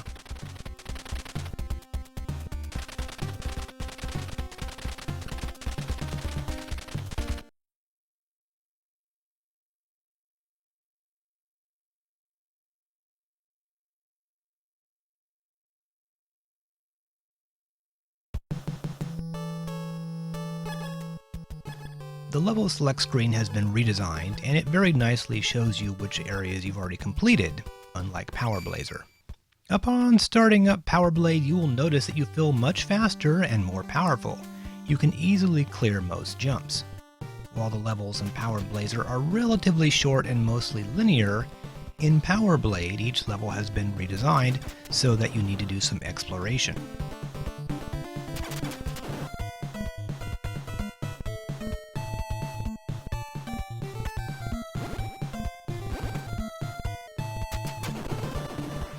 So this level, level 1, the Space Shuttle level, is the equivalent of the far right level in Power Blazer. As you can see, if we compare the two, the backgrounds have all been completely altered, enemies have been changed, it's virtually a completely different game. You also get power-ups much more quickly in Power Blade. Your boomerang will become powerful enough to take out large enemies in a few hits, you'll be able to shoot multiple boomerangs at once, And best of all is the metal suit or power suit. The manual refers to it by both names. It turns you into a total killing machine. You lose this suit after taking 3 hits from enemies.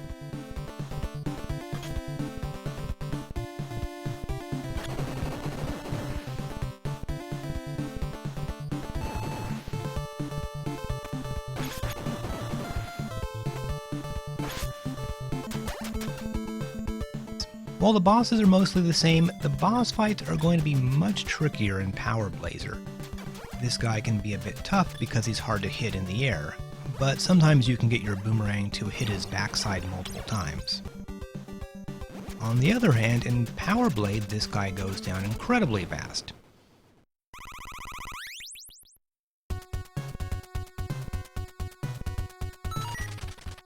Newly added to Power Blade are these little scenes where you disarm the computer, complete with a celebratory fist pump. Power Blade's level 2 borrows a few things from the first level that we played of Power Blazer, like all this scaffolding. Both levels have these faces that vomit up bubbles at you, as well as a clock tower-like series of rooms full of gears and platforms, as well as lots of jets of flame to avoid. There's also a water theme here for a bit. Perhaps this is some kind of hydroelectric plant? This level's boss is a red dragon. He rolls into a ball and charges you. In Power Blazer, you'll need to perform a lot of carefully timed jumps as he charges you.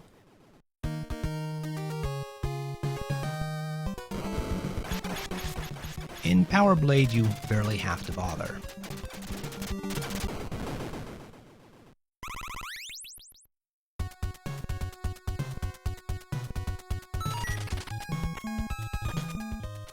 Section 3 is an underground level with various computer rooms and subterranean lakes.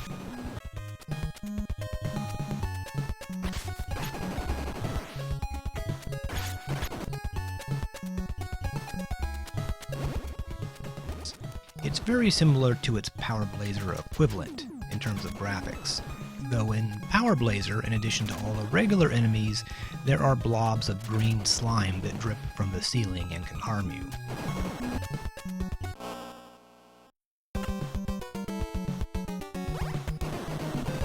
Now, as I've mentioned, all the boss fights in Power Blazer are harder, but this one is incredibly annoying because it's so damn long. You need to destroy the 4 cells in the hive that have like the solid yellow-orange color. These 4 cells constantly spit out bees at you. You just keep killing them and eventually a cell will be empty. In Power Blade, this is no problem. With your multiple boomerangs, you're a bee-killing fool.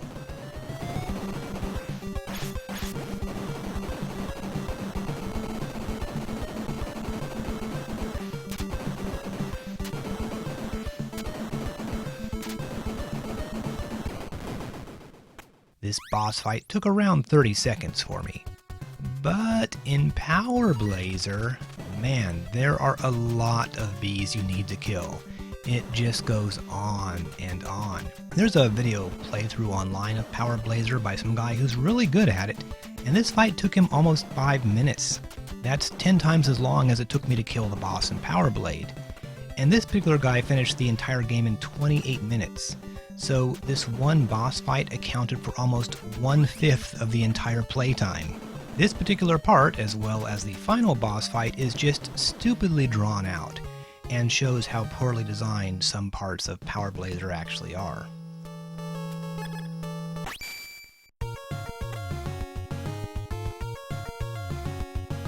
Level 4 is the equivalent to the first level we played of Power Blazer, and comparing the two you can see how Blade's version is more focused on fast-paced combat rather than hideous platforming. We also get a cold section in the Power Blade version. There's no equivalent to this in Power Blazer. By the way, I mentioned you need to find a contact in each level, who gives you this ID card to open the door to the boss room. You then typically need to backtrack a bit and find the path to the end of the level. I wouldn't call Power Blade a Metroidvania or anything like that, but it does feel more exploratory than Blazer.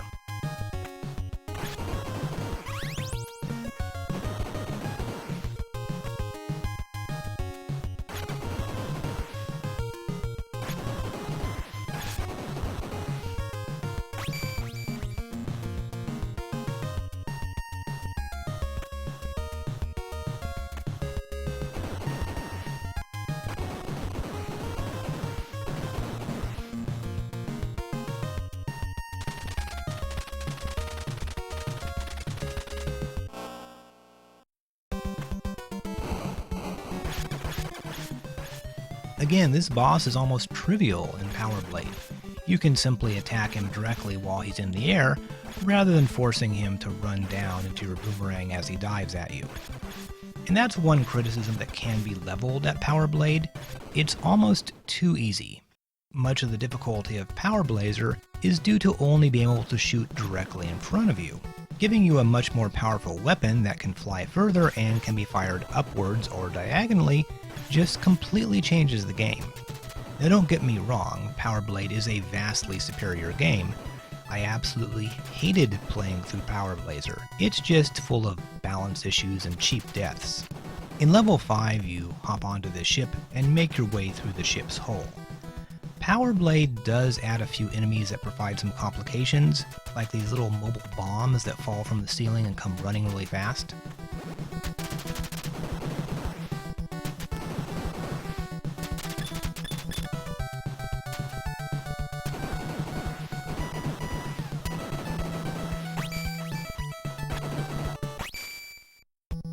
The equivalent stage in Power Blazer is very different. It begins in a very different fashion as you jump through a long procession of jeeps and tanks.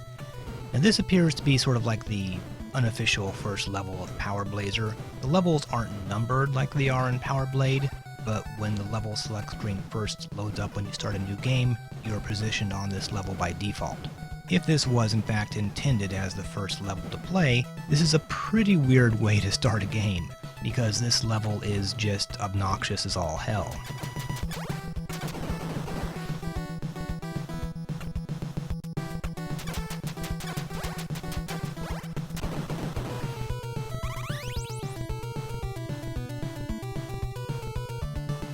Another of the many gripes I have about Power Blazer, there's no indication when bosses take damage. They don't blink or anything when hit, so it's not obvious that you're using the correct technique to defeat the boss.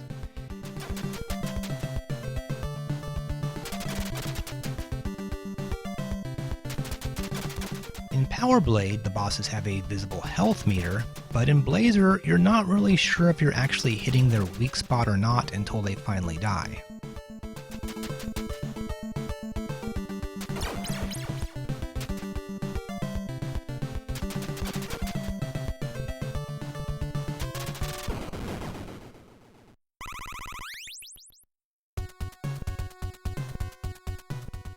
Area 6 in Power Blade is sort of a strange sewer underground level. It feels a little shorter and more straightforward than some of the other levels.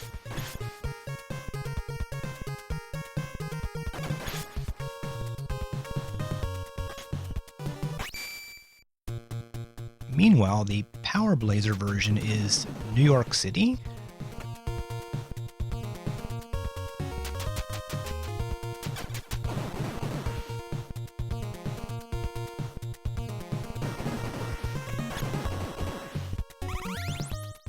Eventually you'll enter some sewers and then fight Frankenstein.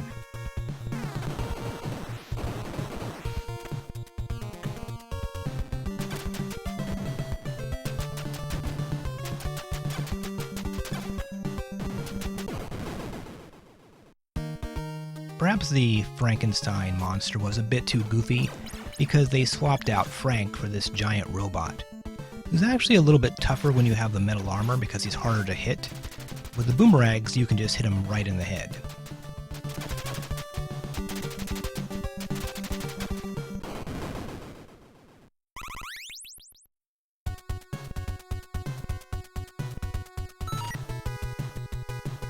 Once you've beaten all 6 sectors, you can move on to the Master Computer area.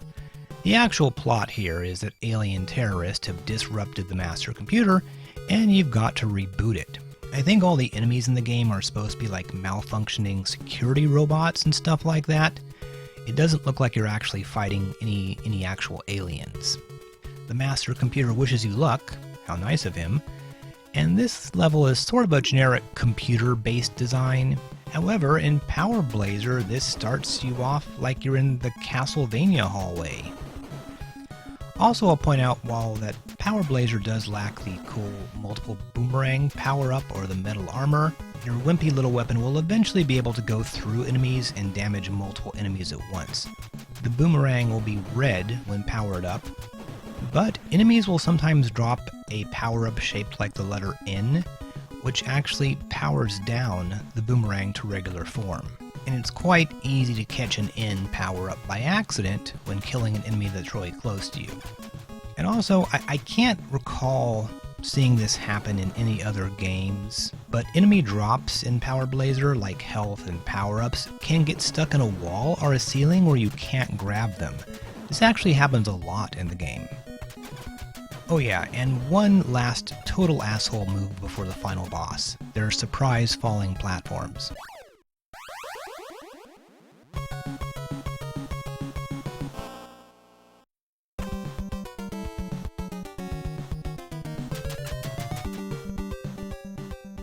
So the final boss is sort of a two-part boss. First up is his floating head. He's not that bad, you just need to move out from underneath him to get out of his way of his projectiles, then jump up and shoot him. He's not really tough, but once again, Power Blazer gives you no indication that you're actually doing damage to him. I had to use a health refill here. Both Blazer and Blade have these refills that you can stock up on and then use when necessary.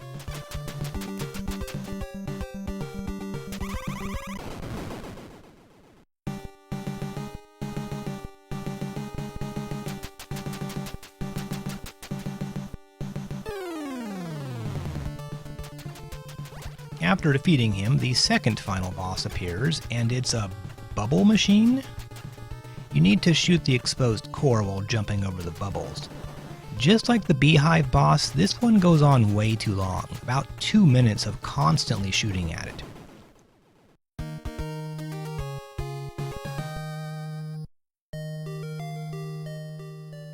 As a reward, you get this little scene here where you get to look out over the city.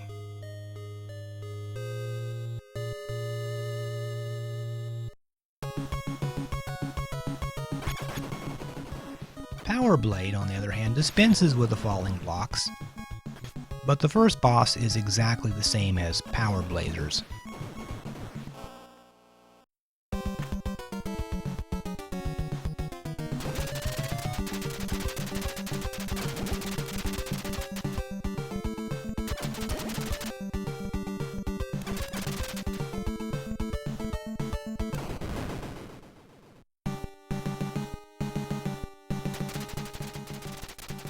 Luckily, the bubble machine is replaced by this floating CPU thing, and you need to shoot its exposed core while dodging fireballs that are falling from the ceiling.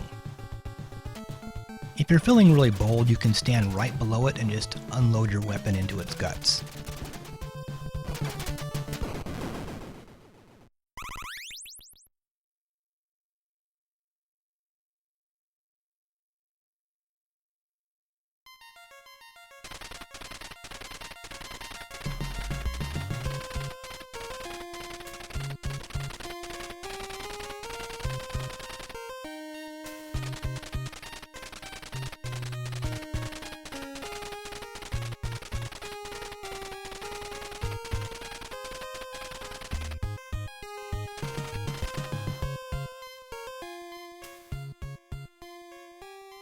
No, thank you, Nova.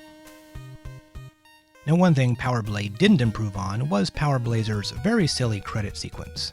Honestly, it was pretty cool of Taito to take an almost unplayable game like Power Blazer and polish it into a really fun game like Power Blade. And yeah, maybe your weapon is just a little too overpowered, especially with the metal armor, but I can't complain too much. I mean, not every NES game has to be Ninja Gaiden. There is a harder difficulty setting which gives you a shorter timer, and enemies knock you backwards when they hit you, so if you've mastered the regular mode and want a bit more of a challenge, you can play that. So regardless of any reservations about Power Blade, it is still a pretty radical action platformer from Taito.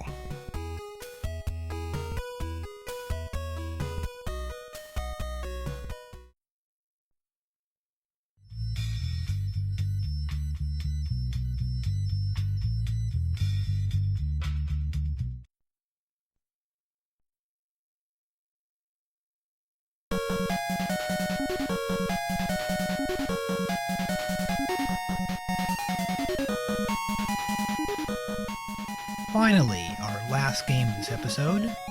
The appearance of the loathsome domino mask logo lets us know that we're going to be looking at a game from Banpresto, the Japanese toy and video game company. They were previously known as Corland, until Bandai purchased an interest in the company, and it was renamed Banpresto. This is their first Famicom game. As the name SD Battle Oozumou suggests, this game combines two of Japan's cultural traditions, sumo wrestling and grotesquely short versions of licensed characters. So, if you like TV show robots, this game provides a dazzling array of intellectual properties from various companies.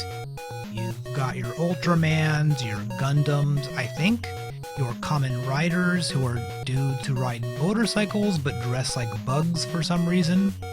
There's also this superhero dude who looks like he's a Banpresto mascot. I guess I'll go with one of the bug guys.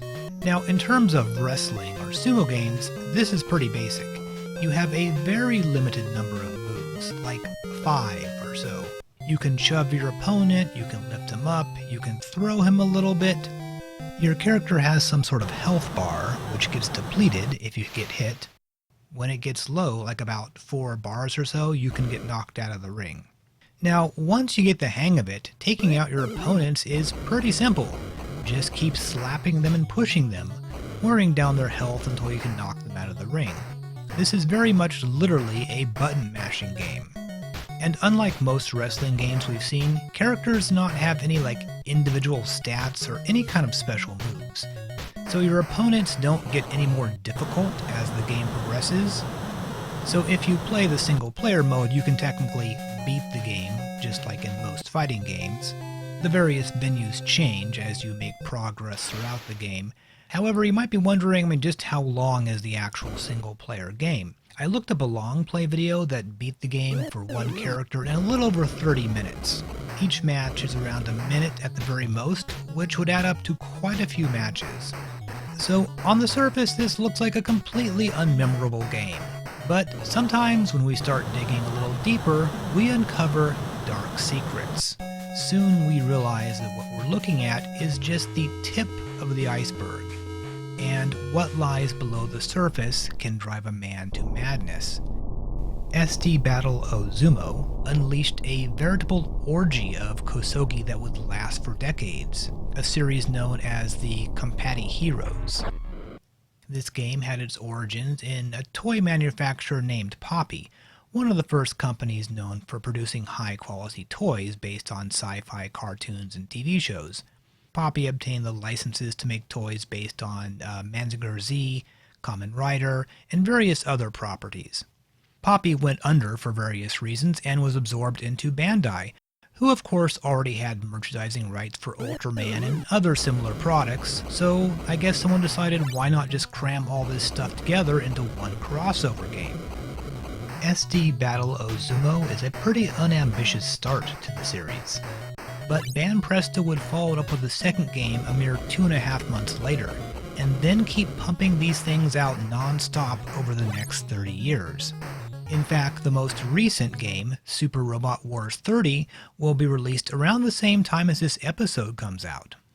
The sheer number of these things that they made is overwhelming. There's multiple sub-series that exist inside the main series. For example, the Great Battle series, which premiered in 1991.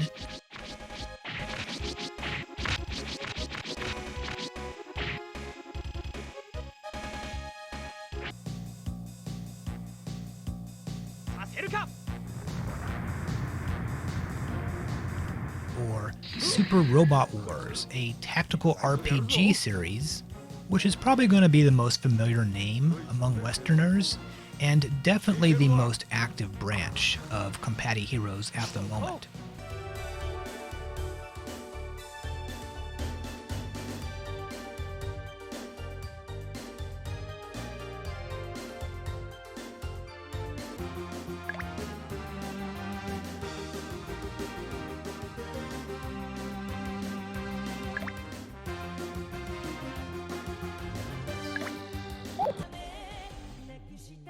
So if tactical RPGs is not your bag, there's all kinds of stuff like good old-fashioned dungeon crawler RPGs, such as the Lost Souls game.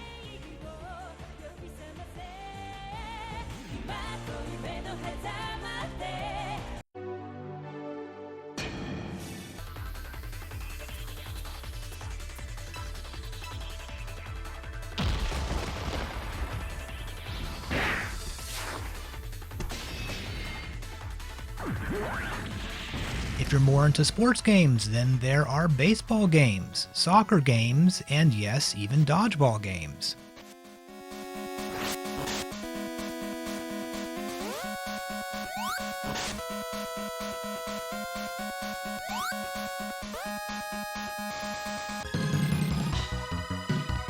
Heck, they even made a pinball game about giant robots fighting each other.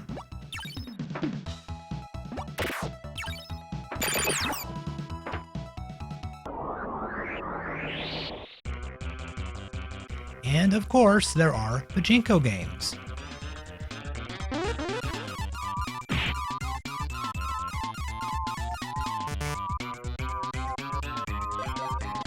And as you can imagine, they also made Compati Heroes manga and anime products. Virtually every console since 1990 received one of these games, even the Sega Pico. I don't know how many Compati Heroes games there are, but I mean it's well over 40. Basically it's like the Mario Brothers series, except that it's crap. Anyway, I think I've had enough of awful games for today, so let's wrap this up.